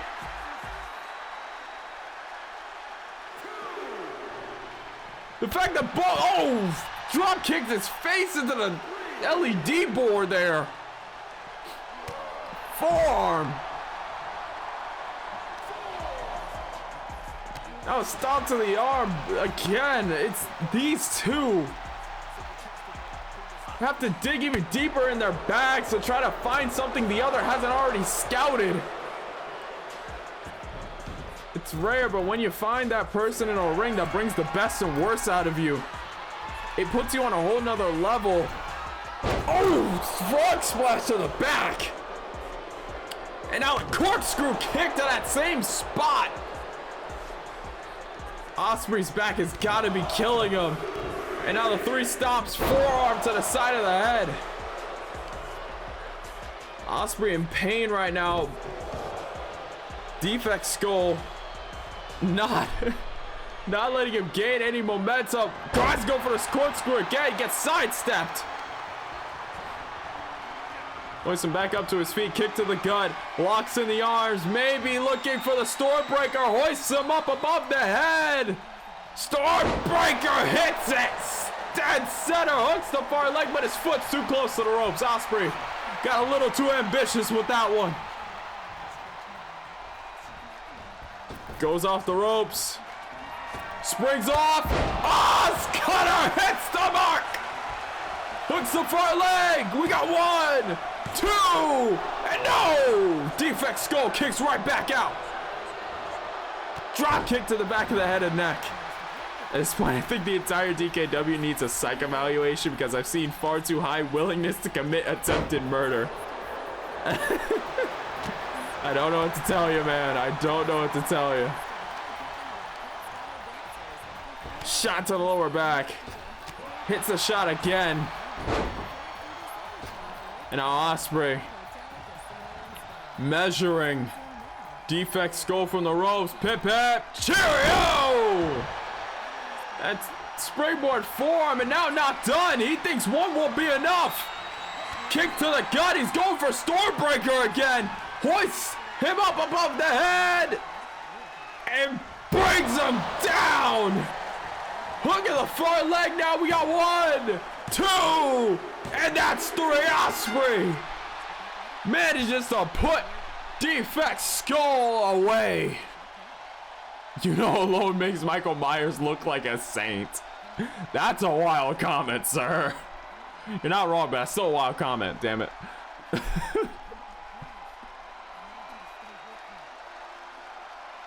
is your winner, the Assassin Will.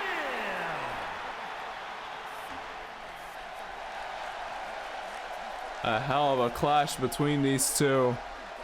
Old rivals meeting again.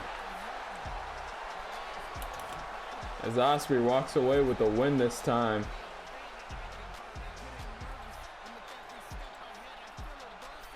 GG to both men. Hell of a match. It's wild because it's true. You got a point, dog. You got a point. You got a point.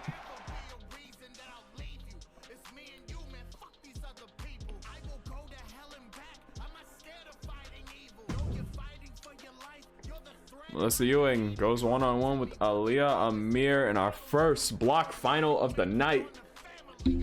Jesus, is 2 hours in. These shows know how to extend themselves. They always make 3 hours somehow.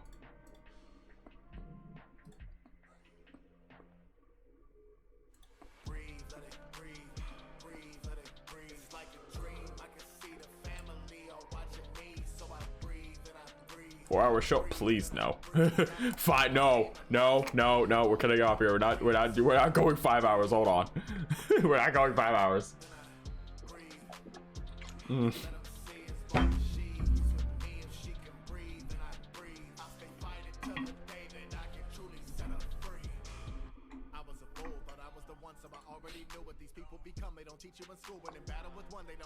Melissa Ewing, Aaliyah Amir.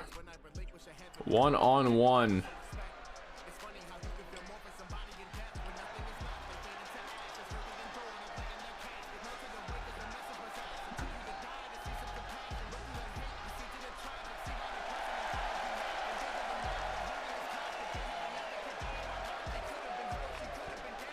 The following is scheduled for one fall, making her way to the ring from Beverly Hills, California, the rocker Melissa Ewing.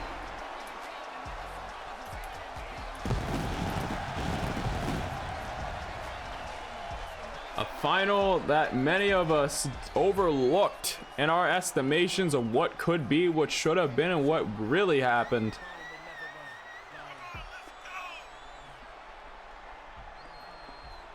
Aaliyah Amir versus Melissa Ewing, a match that we have not seen in a while. Funny enough, prior to the D1 tournament, they had not faced off this entire season of DKW. Going the length of the past 3 WrestleManias combined, and yes, the combined run time of 7 each of 2 nights. No, absolutely not. I'm cutting off the stream if we go that long. A pairing we have not seen in the ring very often as of this season. Last season, I believe these two have faced off a total, if I'm to give a rough estimate, maybe 5 or 6 times. Most of those times, I believe Melissa came out on top. I know in the D1 tournament, when these two had faced off in the B block,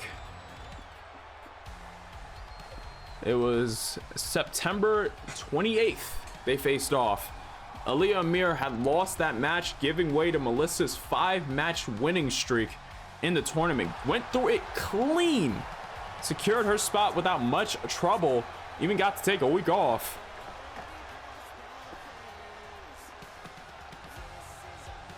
But now to see Aaliyah Amir prop up at second place. She looks to overcome a little bit of her own adversity.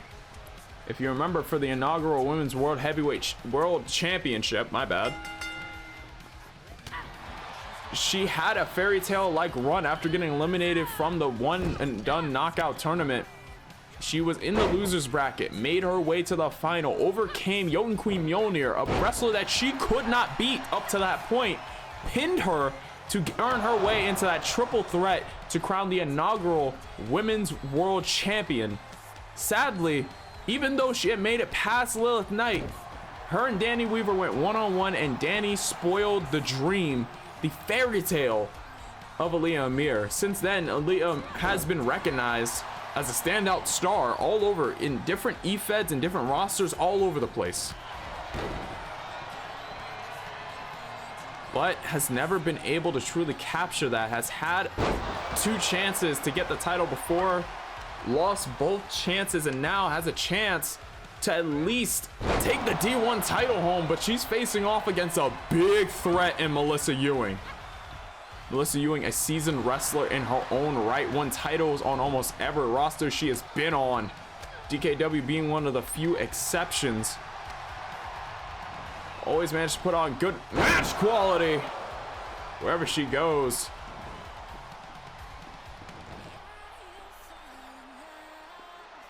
Seasoned tag wrestler, seasoned single star. Flings over, crossbody.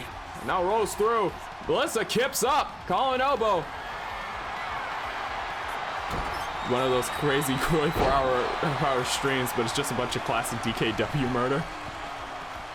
Spring, oh, standing moonsault, hooks the far leg on Aaliyah again, and a kick out of 1 from Aaliyah. So Amir fighting almost for redemption. Melissa fighting for what she believes should have been hers a long time ago, and now Shining Wizard from Amir. Amir since then has become has had a fair bit of an attitude. Hooking the far leg, rope break, the ref saw it. Ooh. Ref has his contacts in today, thank God. Now flatliner on Ewing.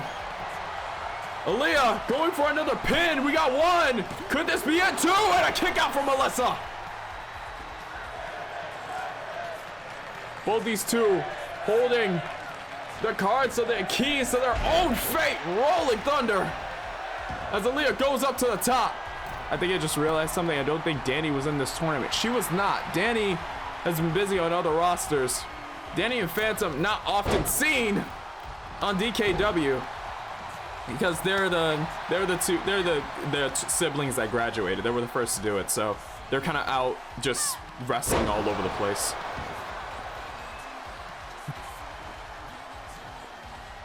Also, I like the inconsistency that I keep referring to Phantom as myself and in the third person. You never know if I'm actually gonna own up to it or not. We're never gonna talk about it. We're never gonna talk about it. We won't. We never will. Goes over. It's a little shuffle into the leg drop. But Danny has been busy on other rosters, so I can't blame her too much for not making the tournament. Phantom the same. Forearm from Aaliyah. Springs over. Big springboard forearm. So as the ref can't even think about after seeing what Yuno and Ellery did to each other. Honestly, the ref needed to take 5. During the break, I could see him pacing back and forth backstage. Springs off the ropes, goes around, neck breaker. Now Melissa taking off to the top rope, very quick,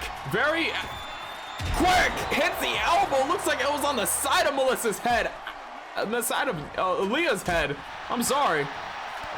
Now kick to the gut. Hoist her up. Gut buster on that knee. Kick to the gut. Tried to go for the rocker dropper. It looked like Aaliyah had that scouted since the first encounter. Sends her over. Clothesline. Whoa. Ducks under. Overhead shot. Rear waist lock. Turns her around. Sends her off to the ropes. Do a little bit of miscommunication. Caught her with that hard lariat. Had her turned out to the side.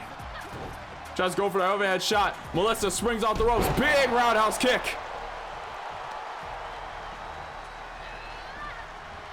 Oh, sling blade. Now Melissa going up to the top, looking to put Aaliyah away. Yup, she looks like she's going for it. Is Aaliyah waking up? No, drop kick instead. Thought she was going for the super rocker dropper, but instead decides to go for the drop kick. Maybe changing up her game. Maybe she knew that Aaliyah was gonna look forward to it. Well, Melissa is known for pulling a Melissa every now and again, which is basically just shooting yourself out of the ring and hitting nothing. Yes, she has pioneered that term. In no way is she dumb when it comes to in-ring competition. You don't win the amount of titles Melissa Ewing has won just through sheer luck and swinging your hands back and forth. No, she knows what she's doing. She's a veteran, even though her personality or general stage dives may have you think otherwise. She's a smart woman. You remember a while back when I asked if we could call someone out, Bulldozer may or may not consider calling out Phantom. Oh, super rocket dropper from the top. Wait a minute. Hooking a forward leg on Aaliyah. Count of 2, and Aaliyah Mir kicks out. Ooh. Right. Smart. I choose to believe that Melissa, when she's in the ring, is similar to Goku. In a fight, she is a fucking savant. Out of the ring, she's Melissa. Goes in, double knee buster, hits the mark. Could this be it for the match?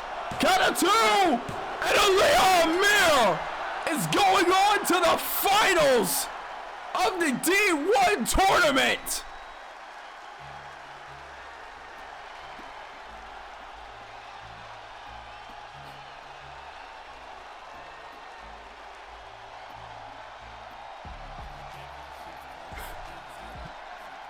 GG to both women. Aaliyah Mir,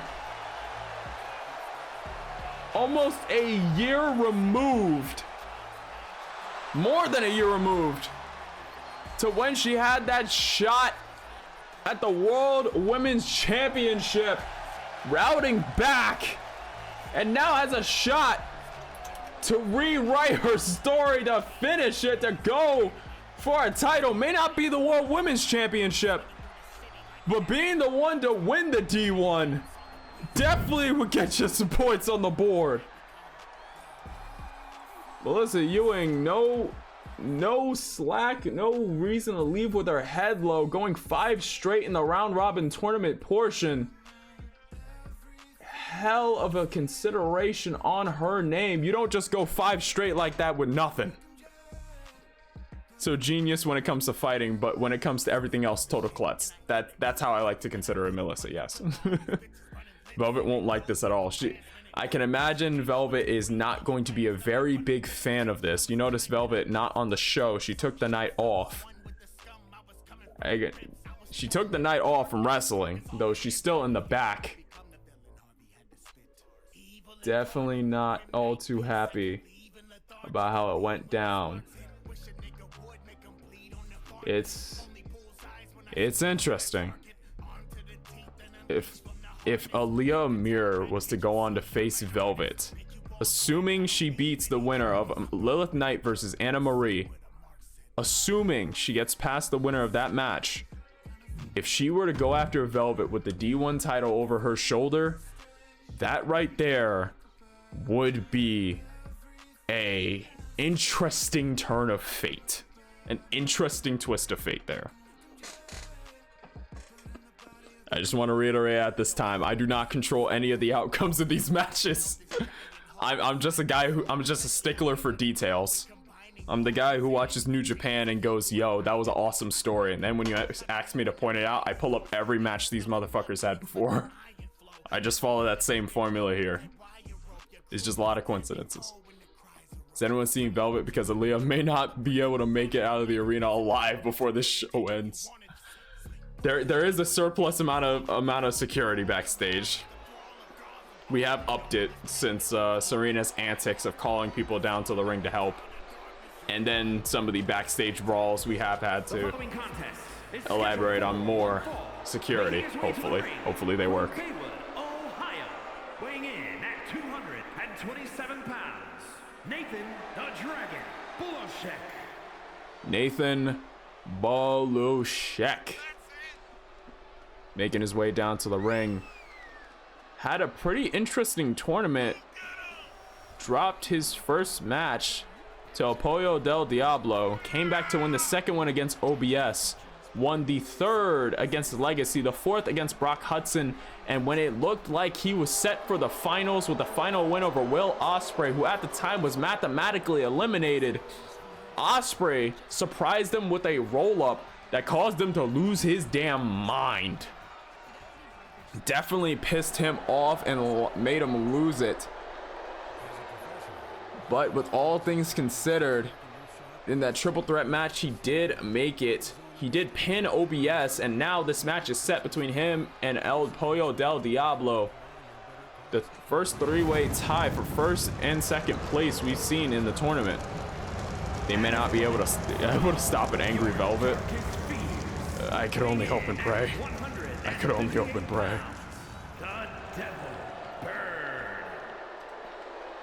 Ladies and gentlemen, El Pollo del Diablo. From the mind of that cow. El Pollo del Diablo entered this tournament, won his first match against Nathan Bulushek. First time those two faced off in the tournament. Dropped his second to Legacy, won his third against Ospreay, won his fourth against OBS to drop his last match to Brock Hudson, mathematically keeping him tied with OBS and Nathan Bulushek. Hence the triple threat match to decide who would be dropped from this final. And now, immediately both sides going off to a racing start. Neither connects though. Now rear naked choke already employed by Bulushek. But Diablo hitting that jawbreaker. Big chop, secondary chop. Springs off the ropes. Pele kick misses the mark. Bulushek ever so slightly tilted his head to move it out of the way, and now grabbing that leg. Both knees to the spine. To the spine. Spine. Now hip toss. Also, this means this is a first round rematch. That is true. Which also means that looking back, the very first round was a bit of a sneak peek at the semis. Yep. Leans back, connects on that knee, switches it up to that yellow tatted one. Pollo throws him off. I said polio, my dumbass. Neck breaker. I'm just gonna pray he didn't hear that. Hops off the ropes, springboard Pele kick connects. Colin elbow. Irish whip sends him into the corner. Tries to go for a big splash. Nathan moves out of the way. Corkscrew forearm taps the bird in the face. Not enough to knock him down though. Notice that corkscrew forearm is a definite coin flip of a move. Whether it will fully knock your opponent down, if you can get enough weight into it, really depends. But now kicking out the legs. Backflip into a German suplex bridge, but his feet are on the ropes. I think that forearm only upset him. Yep. When you're going for a move like that, you have to put your full body into it. If there's even a little bit of hesitation on your weight distribution, it might not knock down your opponent. That's why I said it's a coin flip of a move. Very risky, because if it doesn't knock the man down, you just piss the guy off. And now Pollo biting down on the fingers with his beak. And now the crowd chanting, break his fingers. Brings his face straight down. He'll get the far leg on Bulushek again. We got one and a kick out from Bulushek. Bulushek kicks back up to his feet, blocks the pump kick from Pollo. Goes in with a forearm, hits him right in the face. Springs out of the corner. That's a bit of a new one. Haven't seen that out of Bulushek, but a kick out of two. It did get him the upper foot. Ooh, big pump kick. Overhead shot. If I remember right, Skull hit a few of those forearms on me. That didn't hit enough to drop me before eventually beating me. Yep. You can stack the move. It's still a forearm hitting you in the face, but it's a difference between knocking a man down to gain the upper hand and potentially pissing him off to get dealt the lower. Skill very big on that high risk, high reward style, but now Pollo hitting that fake tiger kick from around the ring post. Dialed up your local pass. So, someone's gonna get sick of me doing that eventually, but until then, I'm gonna just keep doing it. Standing shooting star. Stomp to the arm. Stomp to the ribs, I think. And now low angle Kawada kicks, holding him in place for each one of those kicks. Now again, that corkscrew forearm gets all his weight into it in this one. Now taunting, I think he may have pissed him off. Springboard misses the Pele kick. That's a rare miscalculation from Pollo. Maybe that anger, maybe he finally got into his head with the taunting. That is a rare bit of miscalculation. And now dives into the corner, rolls him out. Now stalking him, moving him towards that corner. Oh, no! Throws the Devil Bird over. Throws the Devil Bird over. And now rolls him back into the ring. Calling elbow. Kick to the gut. Tucks the head. Oh! Executioner looked like with a little bit of a sit out. Oh! Looked like an axe kick of sorts to the head. Tries to duck under, mistimed it. Grabs him by the scruff of his neck, hangs him up on the ropes.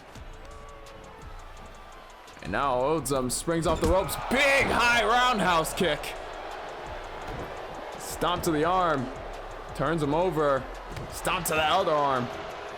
It's a bit like a heavyweight boxing match or MMA fight. Yes, you can land a punch of a clean big strikes, but it also will tire you out as well as make you easier to knock down the more you hit it. That is correct. As Nathan just hit a sunset flip DDT. Could be it. No! Pollo shoots that shoulder up as soon as I spoke. And now Bolushek looking to send the Devil Bird back to hell and cash it in. Shooting star. No! Missed the mark. But now wrangling him up. No! Nathan hits that strike to the midsection. Tries to block. No. Pollo goes for a grapple. Works his way around the guard. Irish whip over to the ropes. Drop down. Goes through and hits him with the Luthez. But now just dunking his head into the mat. He is upset. Now hooking the far leg off of that. Could that be enough? We got one. We got two. And no, he kicks out. The crowd chanting fight forever. This match, I believe, going longer than their initial meeting. Stomp to the ribs. These two have had a lot of time to look over that tape, recount over the match they had, and even during the triple threat to see which two would go on to this.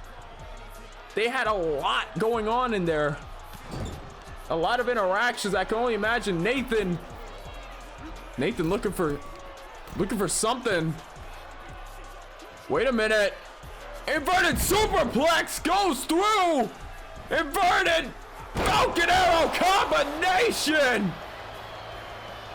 And now Measuring doesn't think that's enough. He thinks he has to double down to put the bird away. Dragon Sleeper locks the head in. Hooking deep. Pollo looks like he's in trouble, and the bird taps. The bird taps.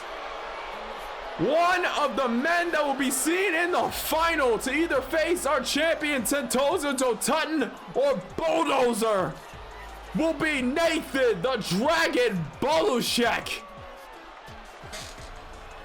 He's had a few times to try to get himself into title contention. This could be his first. Could we be seeing the D1 champion? Everything about that remains to be seen. Hell of an effort from Pollo, making it this far in the tournament. But now Nathan from here looks to dominate and take that title for his own.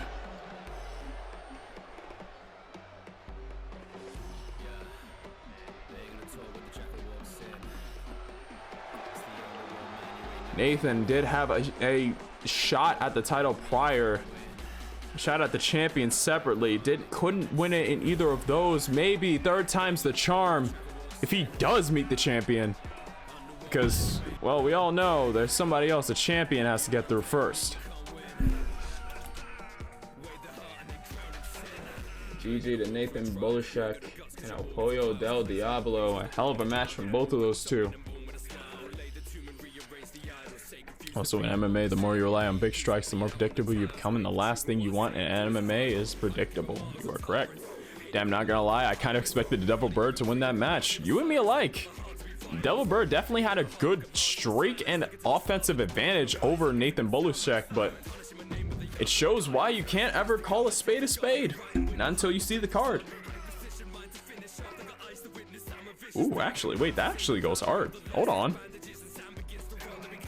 that actually, hold on. I think that actually, I think that saying's pretty good. I think I cooked with that one just a little bit. Can't call a spade unless you look at the card. Ooh. Yeah, I think I'm gonna use that. I'm gonna use that more often.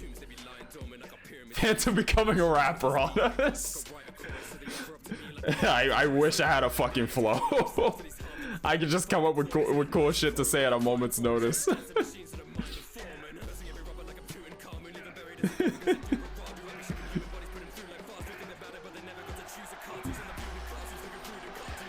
Next match, the women's A block final. The following is scheduled for one fall, making her way to the ring from Chicago, Illinois, Lilith Knight. Ladies and gentlemen, you want impressive? Phantom the new Tupac, you heard it here first. Look, I'm not gonna say anything about that. I'm gonna just keep pushing. Lilith Knight, 8 points. Won the first match against Anna Marie. A little bit of a almost preview. Now that I think about it, the A block on the women's side and the B block on the men's side, first round rematches in their own right. Lilith Knight did beat Anna Marie going into the tournament. Continued it against Ellery, Karina Cortez, Serena, and only when she went one-on-one with Yuno Arai did Yuno pull what was seen as a upset to tie herself for that triple place of second place. With Karina Cortez, Yuno Arai, and Anna Marie, like I mentioned last episode, putting on an absolute forest fire of a fight. This woman, the Swiss Iron Woman, Anna Marie, walked away with the win. Facing off against Lilith, a first round rematch. We've seen how the other one ends. Based off of that, you can't make an assumption on where this goes.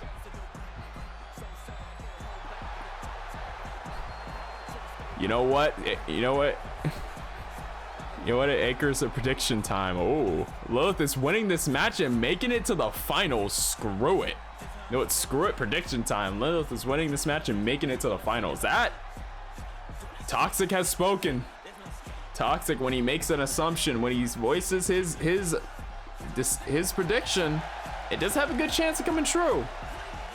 Though we do have the last match as almost a little bit of a counter, so now it's interesting. Now it really gets interesting.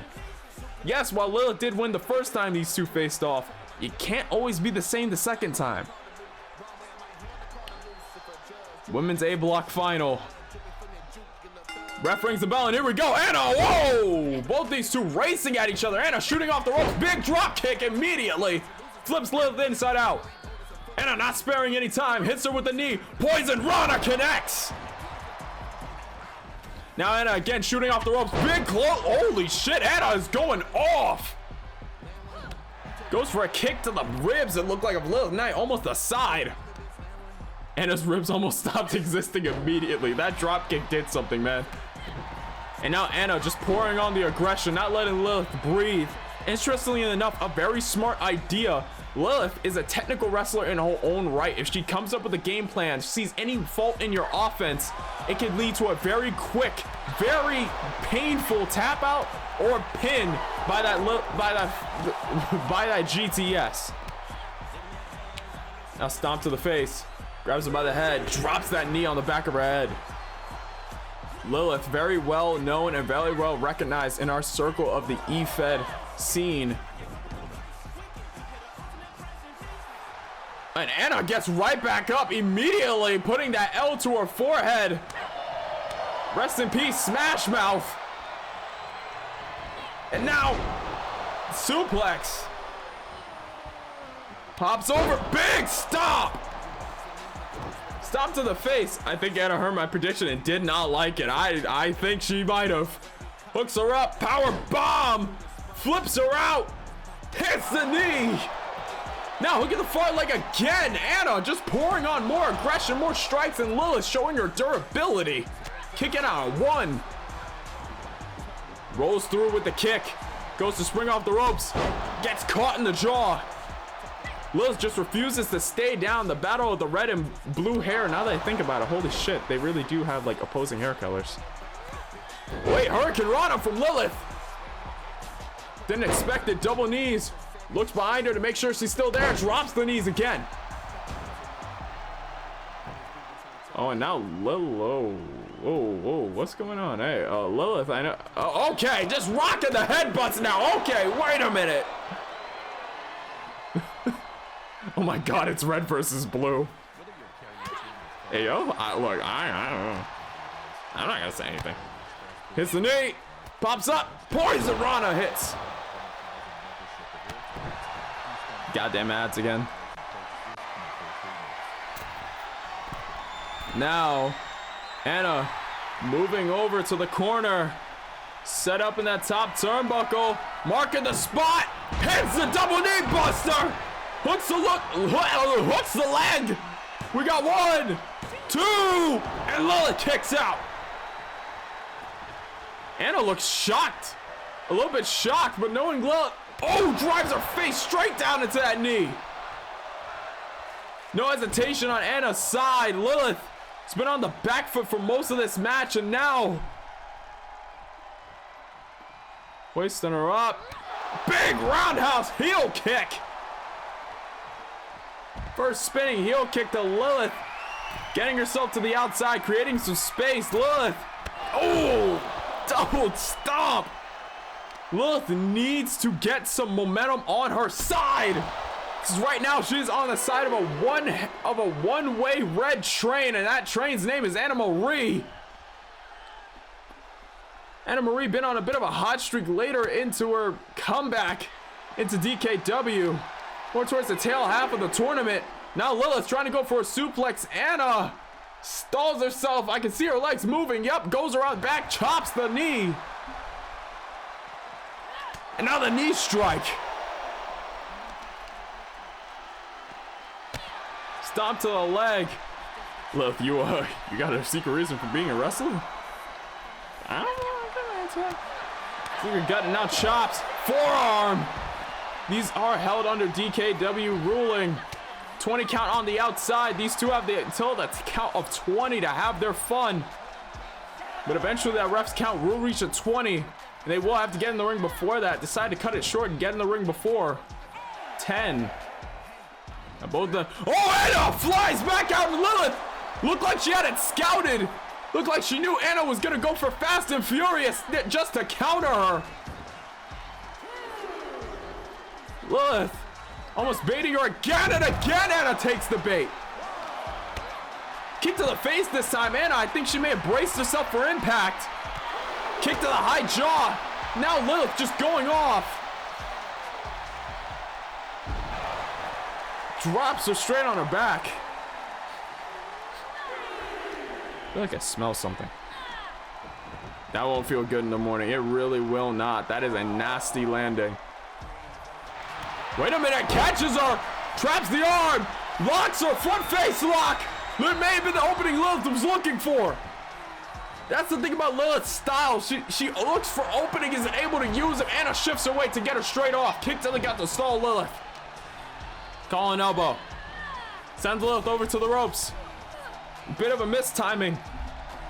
Calling elbow again. Lilith in control now. Irish whip sends Anna over to the ropes. Leapfrog. Hip toss. And now rolls Anna Marie over. We got one, but hand on the rope. The referee sees it. Thank you, ma'am. You're a saint. Now hoist her up on the shoulders. Lilith looking to put Anna away. GTS hits between the eyes. We got one. We got two. Anna touches the rope again. Holy shit. Anna still in this. Ring awareness turned up to 100. She's gonna have to figure out something quick, because I don't think Lilith's gonna give her a chance. No, goes for the spear, gets sidestepped.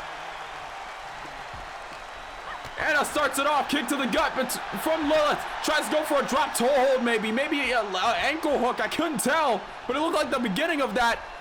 Side Russian leg sweep. Anna floats over. Now just unloading right hands to the face of Lilith. Those are raw shots. Close fist. The ref's gonna have to warn her about that. Now dropping that knee to the arm. Now just stomping to the back of her head. Picking Lilith apart. Hook in the far leg. We got one. We got two. Lilith touched the ropes. No! Ref, you didn't see it. Lilith touched the rope. Lilith put her hand on the rope.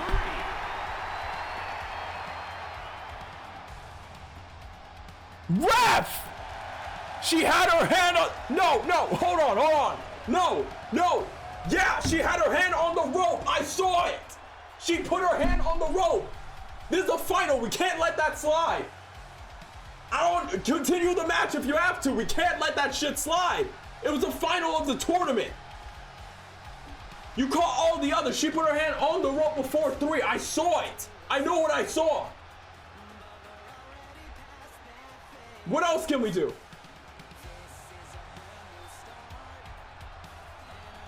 So you don't, okay, so you don't want to take the fall away. So what can we?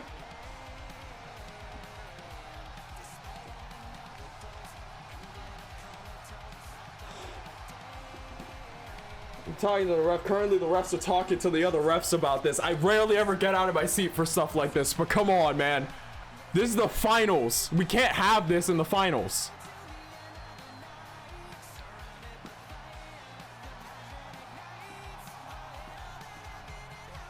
All right, the ref.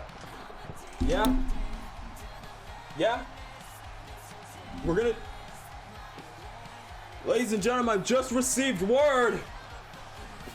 Anna Marie may not like the word I just heard, but yeah, management just dialed in. They can't have that kind of finish to a finals match. The match will be restarted. If Lilith is able to pick up a fall, from what I'm hearing, it will go to a third matchup. But if Anna is able to successfully pin Lilith again, she will move on. That's what I'm hearing. This match is gonna continue. This is turning into an impromptu 2 out of 3 falls match for the block final. And Anna doesn't look too happy about it, but she's gonna immediately take to Lilith again. Turns her around towards the stage. And immediately the crowd raining out.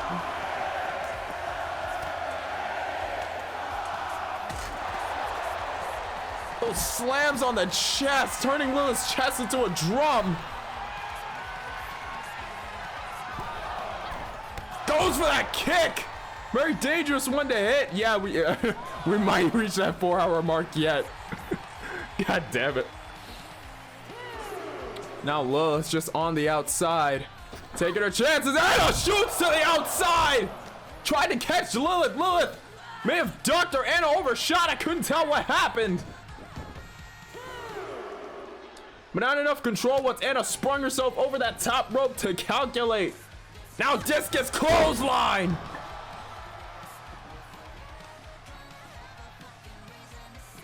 Hoists her up. Big shot to the jaw there. Drops that elbow on the arm. That same arm she's been targeting since the start of this match.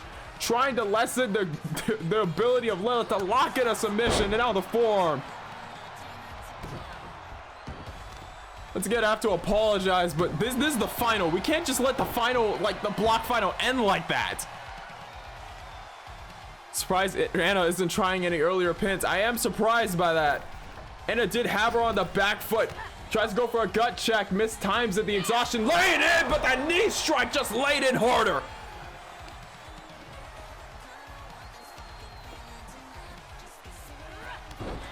Dropping those knees on the mat. Holds her head in between. Drives it straight into the mat. And now hooks her over. Wait a minute, Anna. Trying to go for some style points, but Lilith kicks out. Kick to the chest. Hooks that arm around the top turnbuckle, really pulling at it. Looks like she's trying to dislocate the arm out of the socket. Now shoulder tackle, takes her down to her feet. Now just stomping. Face wash. 3 of them. Anna kips right back up to her feet, collar and elbow. Lilith leads the charge, slams her head back down into the mat. Drives the knee into the jaw. Kick to the ribs.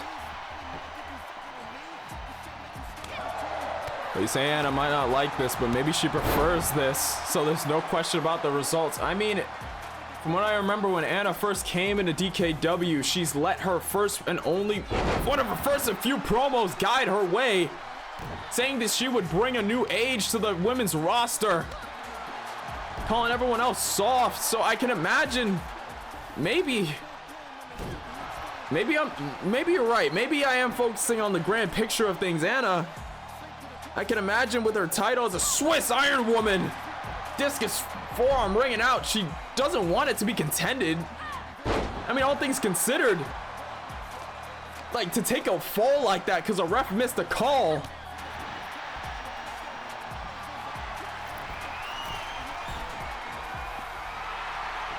Now Lilith stalking Anna from up top, goes through. Top rope Hurricane Rana brings her straight down. Stomp to that outer arm. Kick to the ribs in midsection. Now Lilith moderating from the ring. She's going suicide dive and she hits it. All Anna needs to do is take this next fall. If she does this, she'll move on to the finals. She's been Lilith once. She just needs to do it again. Now locking up that arm, hoisting that wrist, bending it. Lilith taking her time, trying to pick Anna Marie apart. She realizes she took the brunt of the damage earlier in this match. She cannot go back to that defensive posture. The shield's already cracked. If Anna keeps attacking it, it will break. Now driving Anna face first to the table. You can see the bottle fall apart.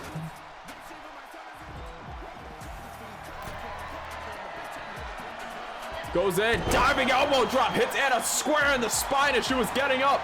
Turns her over, hook at the far leg. We got 1, we got 2, and a kick out at 2. Both women seem like they want to win fair and square, to be honest. That's completely fair. Maybe it's just me, but I understand it. I understand that. I understand that feeling. That nagging feeling at the back of your head when you know that you could have won it fair. You know you could have beat the other person without a single question, only to have it end in the ref's wrong calling or a count out or you trying to do something to keep the match going and it just doesn't. I know that feeling, but I can't really blame either of them. Anna Marie going on to the ropes. Cartwheel, drops the double knees to the back. Now hooking the far leg on Lilith again. We got 1. We got 2. I'm keeping eyes locked on Lilith. No, kick out of 2.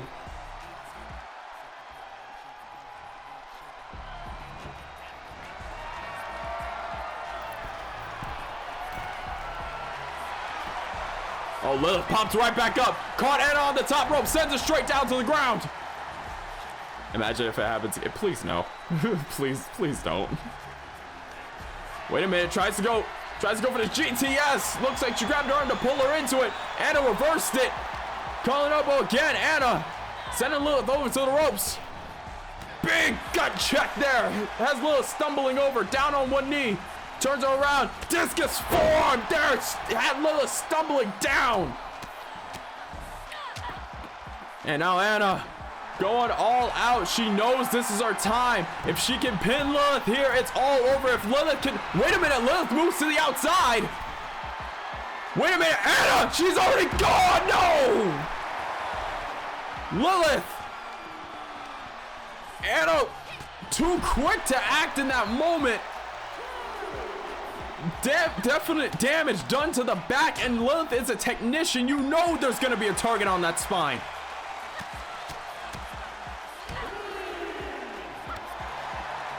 If Lilith can get an opening, she can take advantage of that damage done to the lower and upper back of Anna Marie already. That bodily damage that can help so much when she goes for certain moves.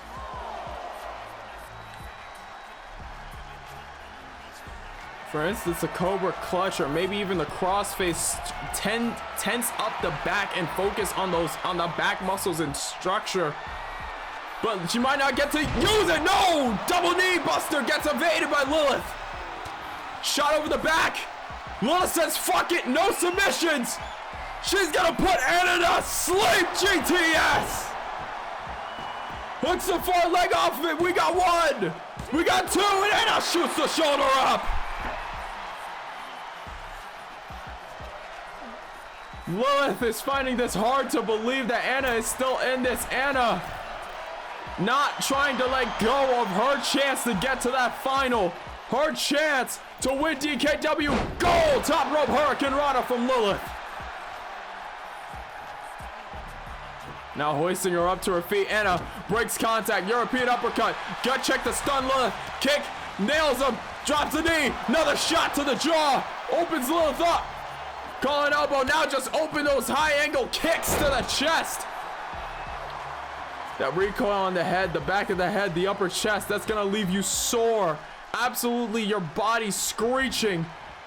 Anna gets in and out of the ring, was gonna take a breath, but realized maybe she's gotta go while the iron is hot. Wait a minute. No, says fuck it. I'm not gonna use your move. I'm gonna use mine. Rings of Saturn employed. Locks it in. Trying to get Lilith to tap out. Trying to make it official, but no, Lilith uses her willpower and breaks out using the point of the elbow around that eye. That was targeting an ocular bone. You can see the discoloration near Anna's left eye from that.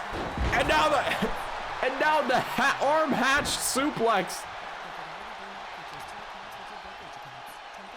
Dropping that knee to the mat. Anna pops right back up. Floats over. Wait a minute. Stun dog. Millionaire.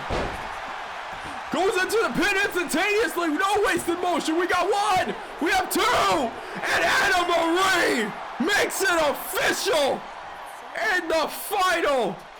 Aaliyah Amir, Anna Marie for the chance to become the inaugural Women's D1 winner. No question, no doubt, no nothing.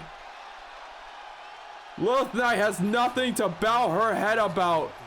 She has nothing to be ashamed about. Both these two through both falls.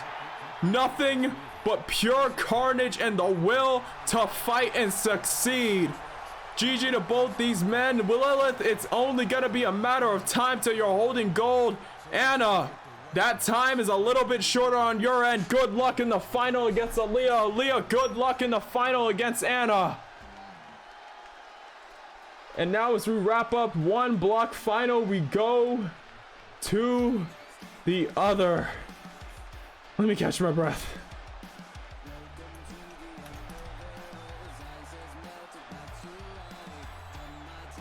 Ugh.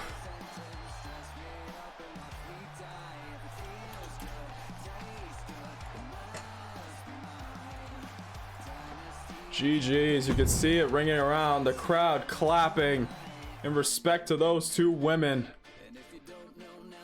Block finals, nothing to sneeze at. Week in and week out, you're facing other people that you're facing through an entire tournament where you have minimal time to recover. You don't have that much time between matches. Every match is a point or a point lost.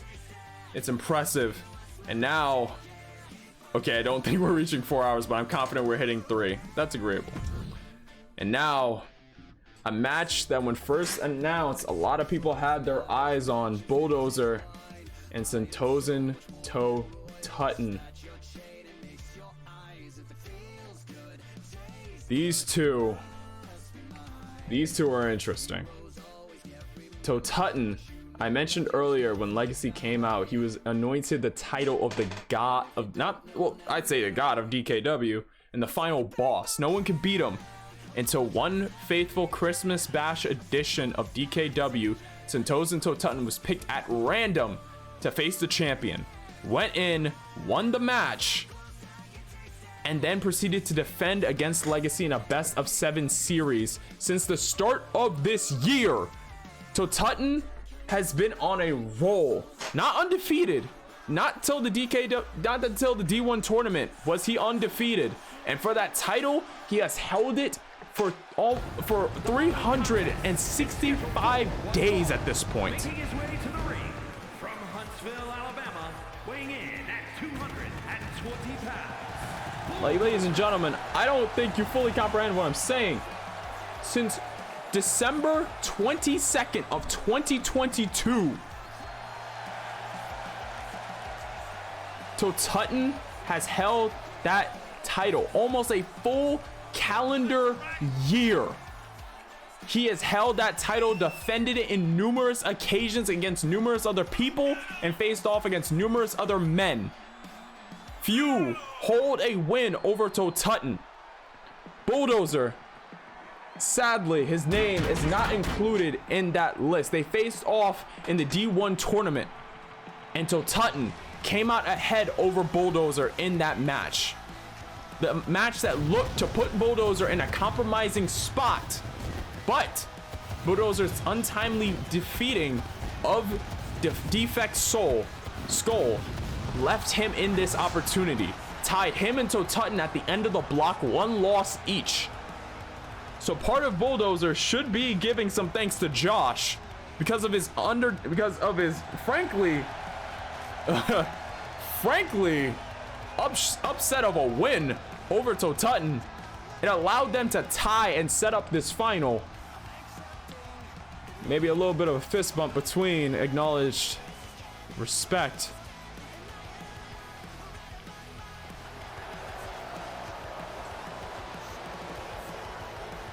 Bulldozer, a definite fine professional wrestler, the god of pro wrestling. 5 wins, 2 losses. Dragon World Heavyweight Champion, Super Smooth Sugarfoot. Started in DKW prior to the D1 tournament, set the small wrestling world we have here on fire. These two faced off once in the D1. Toe Tutton had taken the win. Yo, the new belt. Yep, I'm glad you noticed. New belt around Toe Tutton here. A little bit of a debuting, I guess. I liked the design of the old one, but I felt like I wanted to give the other one some flair. Later on, after this match, we will take a closer look. But now, single leg dropkick, no Bulldozer blocked. And funny enough, after Bulldozer's initial match with Toe Tutton, he was looking forward to this.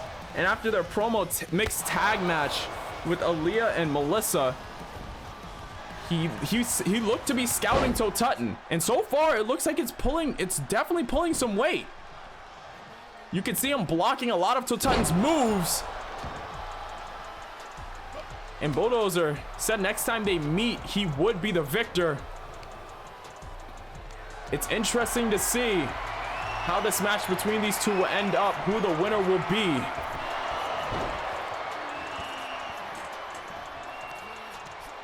So Tutton tries to grab onto the head. Champion gets run over to the ropes. No. Ooh, quick roundabout into a German suplex there. Quick pass by, very underrated. Now rolls him through. Super kick to the face. Not much place for his head to move. So Tutton rolling out of the ring, and now Bulldozer applying some extra pressure.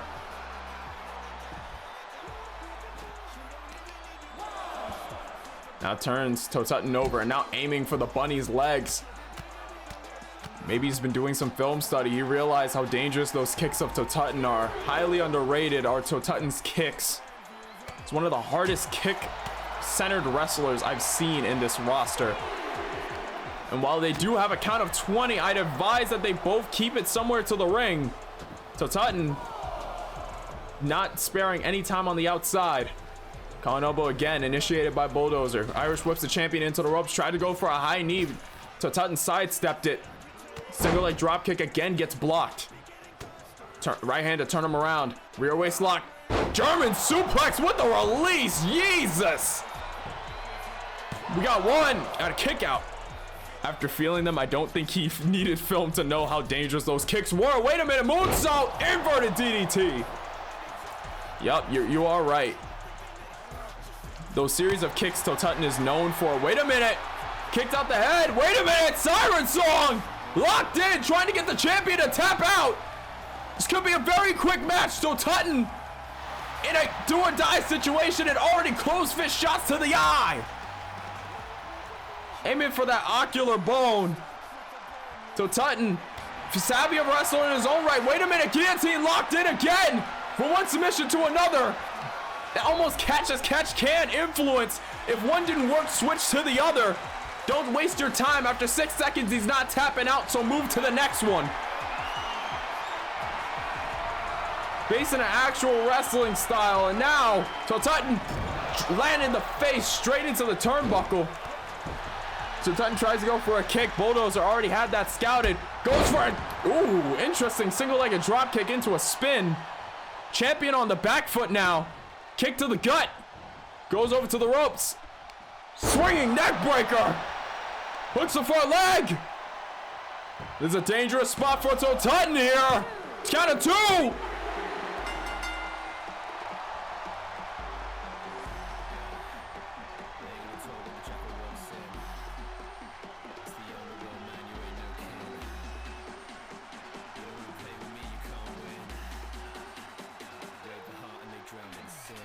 Here is your winner, Bulldozer.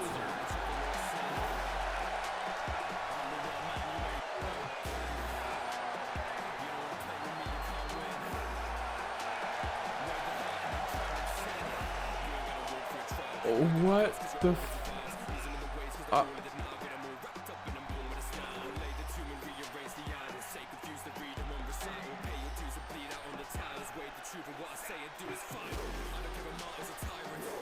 Ladies and gentlemen, there are 2 men who have beaten Tutton in singles competition in this year. One is Saiyan Hybrid Josh. And moving on to the D1 final, Bulldozer.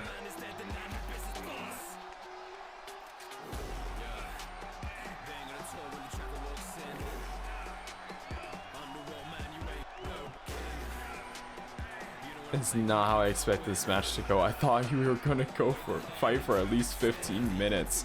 Honestly, Bulldozer is wow.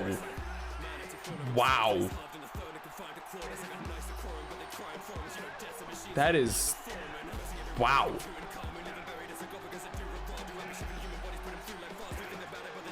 Bulldozer has a very distinct habit of losing a match, and if he's in that match again, he does not make those same mistakes.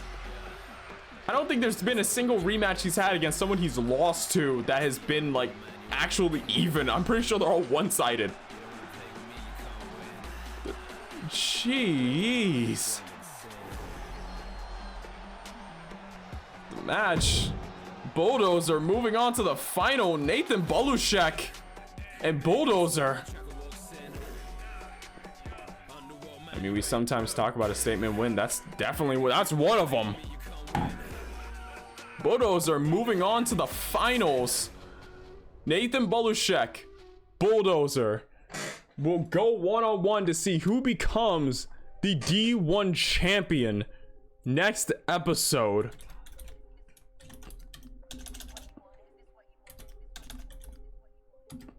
Bulldozer versus Nathan Belushek.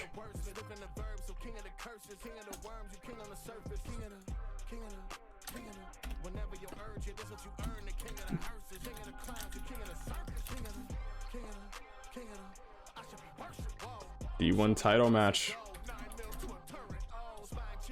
Men's tournament final. And like that, it's been typed and locked in to stone. And the women's final,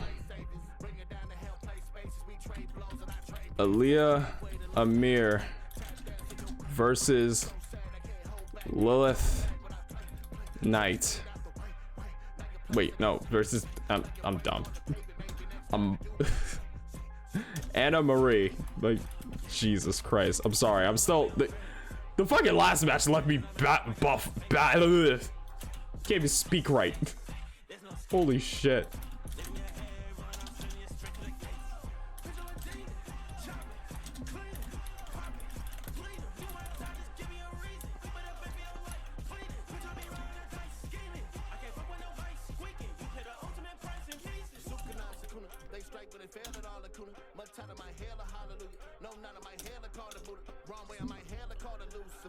Ladies and gentlemen,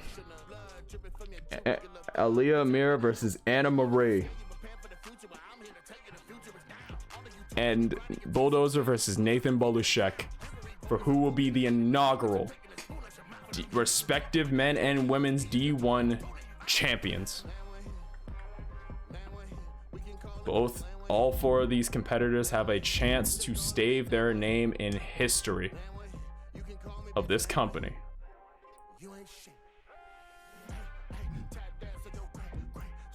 And now I will reveal the D1 titles, but we are going to take a quick look at the new title for the World Heavyweight division. So first, I will show the old one just for people who aren't aware. This is how the belt used to look. You know, it's not that bad. It's minimalistic in nature. It's not really that like crazy. But because of how much work I put into the women's world title, I feel like it was only fair that I revamped the men's title, because I feel like it was very thrown together. It doesn't really have much of a visual appeal, even though it has like a historical appeal, not much of a visual one, right? So pretty much I ended up switching to this design, which I feel like works a little bit more. It kind of gives it this unique look. You can see the kind of little images I had to put along it, the kind of leaf around.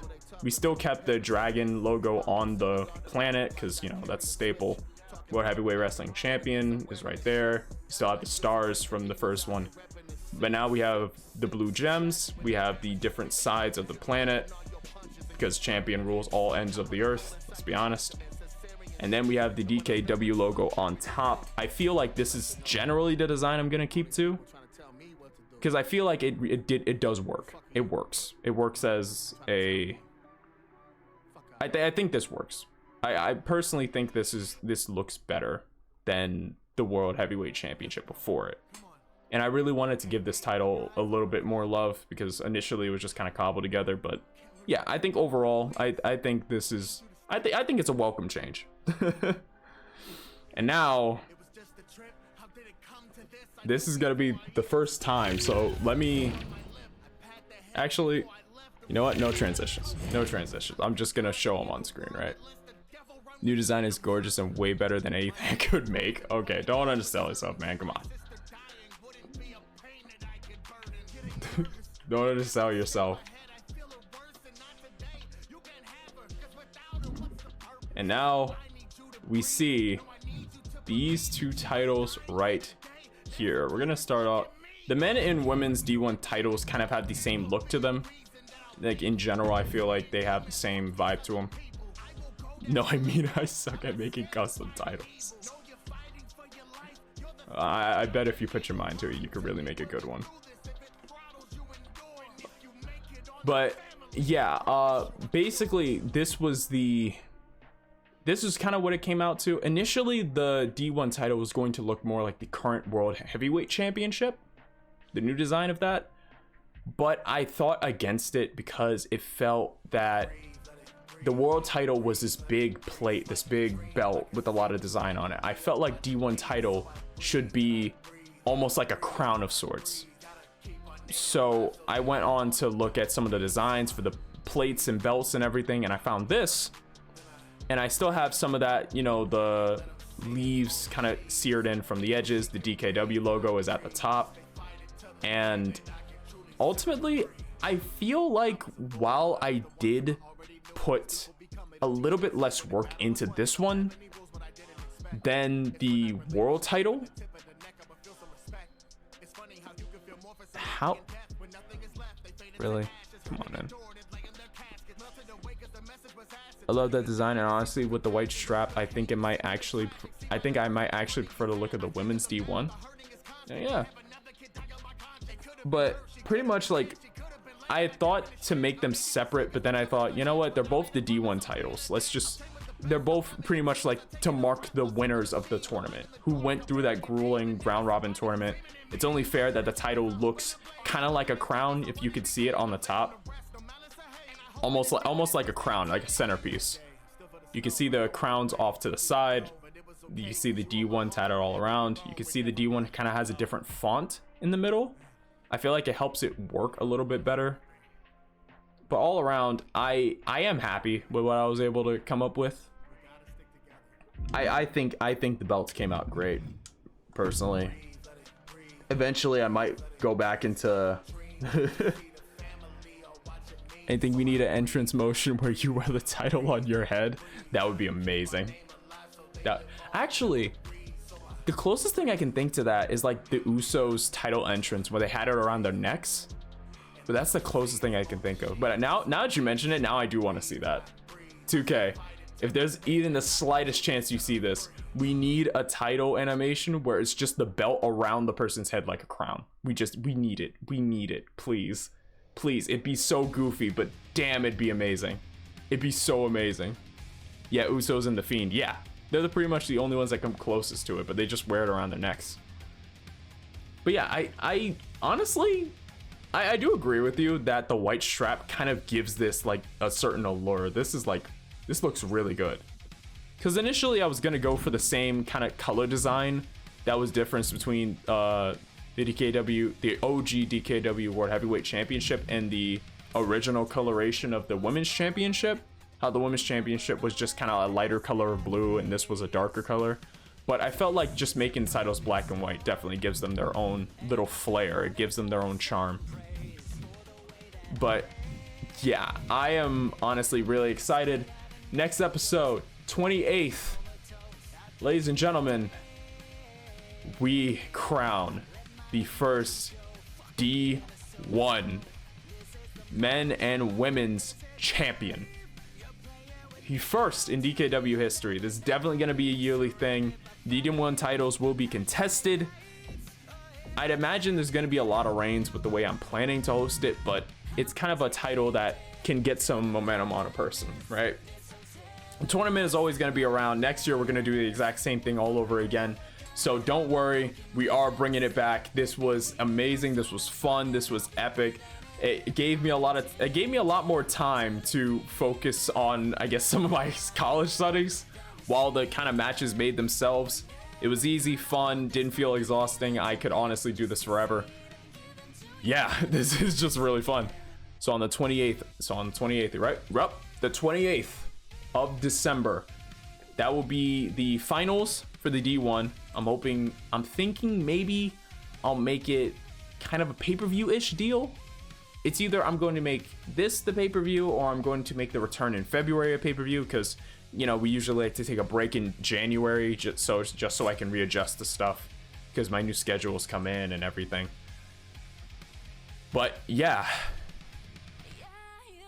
this tournament, legitimately, this can get addicting. It can get very addicting.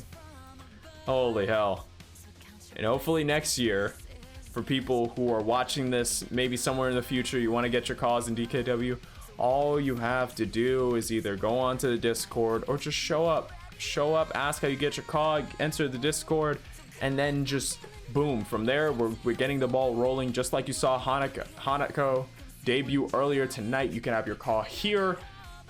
We do ask that you spend a little bit of time just so we know you aren't going to drop them and dip. I almost don't want the tournament to end. Yeah, it's so much fun, honestly. If anyone out there is hosting like tournaments in their eFed and thinks the round robin system looks really fun, by all means, go for it.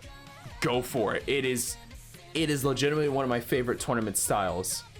It offers so much. There's so much intrigue. There's so many different things that can happen with different wrestlers, and depending on who gets the win, who doesn't, you can see the points go up and down. It's not just a one fuck up to a loss. Legit, if you think watching this was fun, you will enjoy hosting this.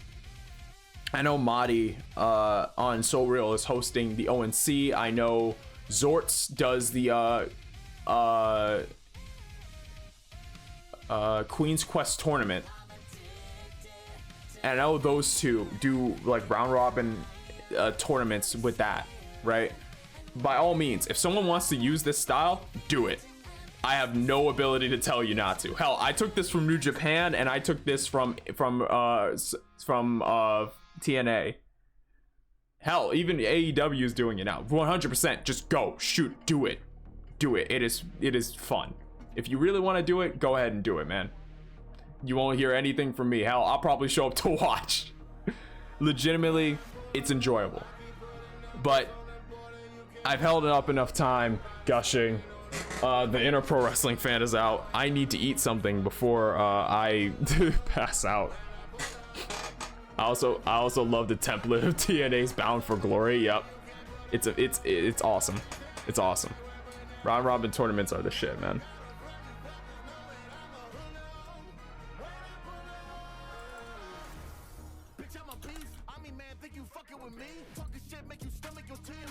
But with that all said, ladies and gentlemen, thank you all for watching. It has been a honor. We found our finalists. We're getting ready for next week. On February, we're probably gonna host a pay-per-view, a welcome back pay-per-view. It's probably gonna be our... I'm still thinking of a name. Maybe... I have to toss around a few names. If you join the Discord,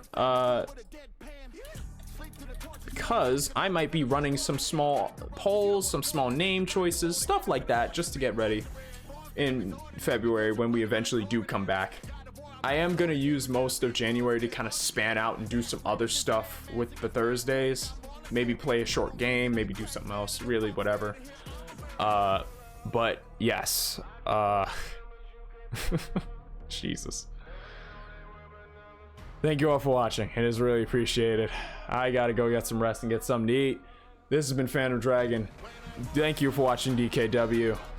Before we end, I do have some stuff to say. Emma Jane, thank you for the follow from earlier. Hope you enjoyed the show, and I hope we see you around. Red, thank you for the follow. Velvet, thank you for the follow.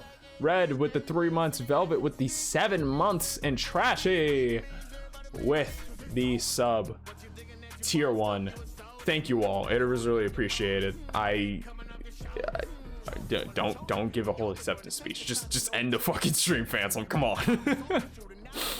But really, it is appreciated that you guys come out, you show up, you drop your cause, you watch wrestling, and we can all just be wrestling nerds together.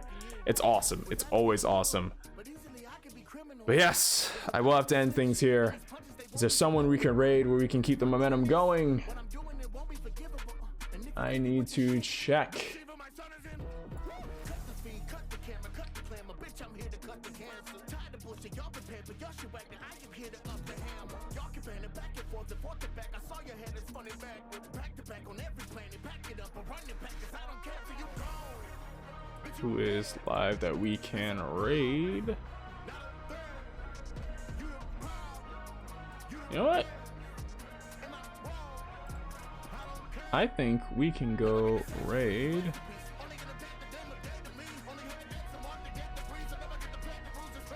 Yeah, he looks like he's in the middle of something. So let's go give a much appreciated raid to a Mr. Stone Grasp. Right now, playing World of Warcraft. Stone also runs SGWF, Stone's Galactic Wrestling Federation.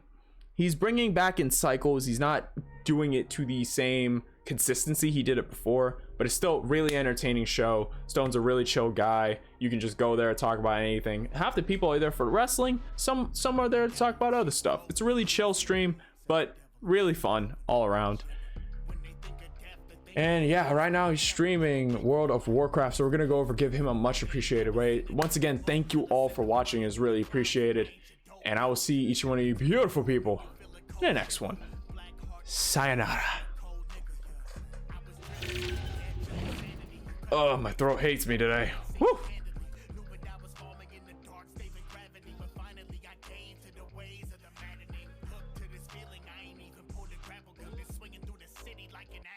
All these people bit the hand and fed them, saw the beast.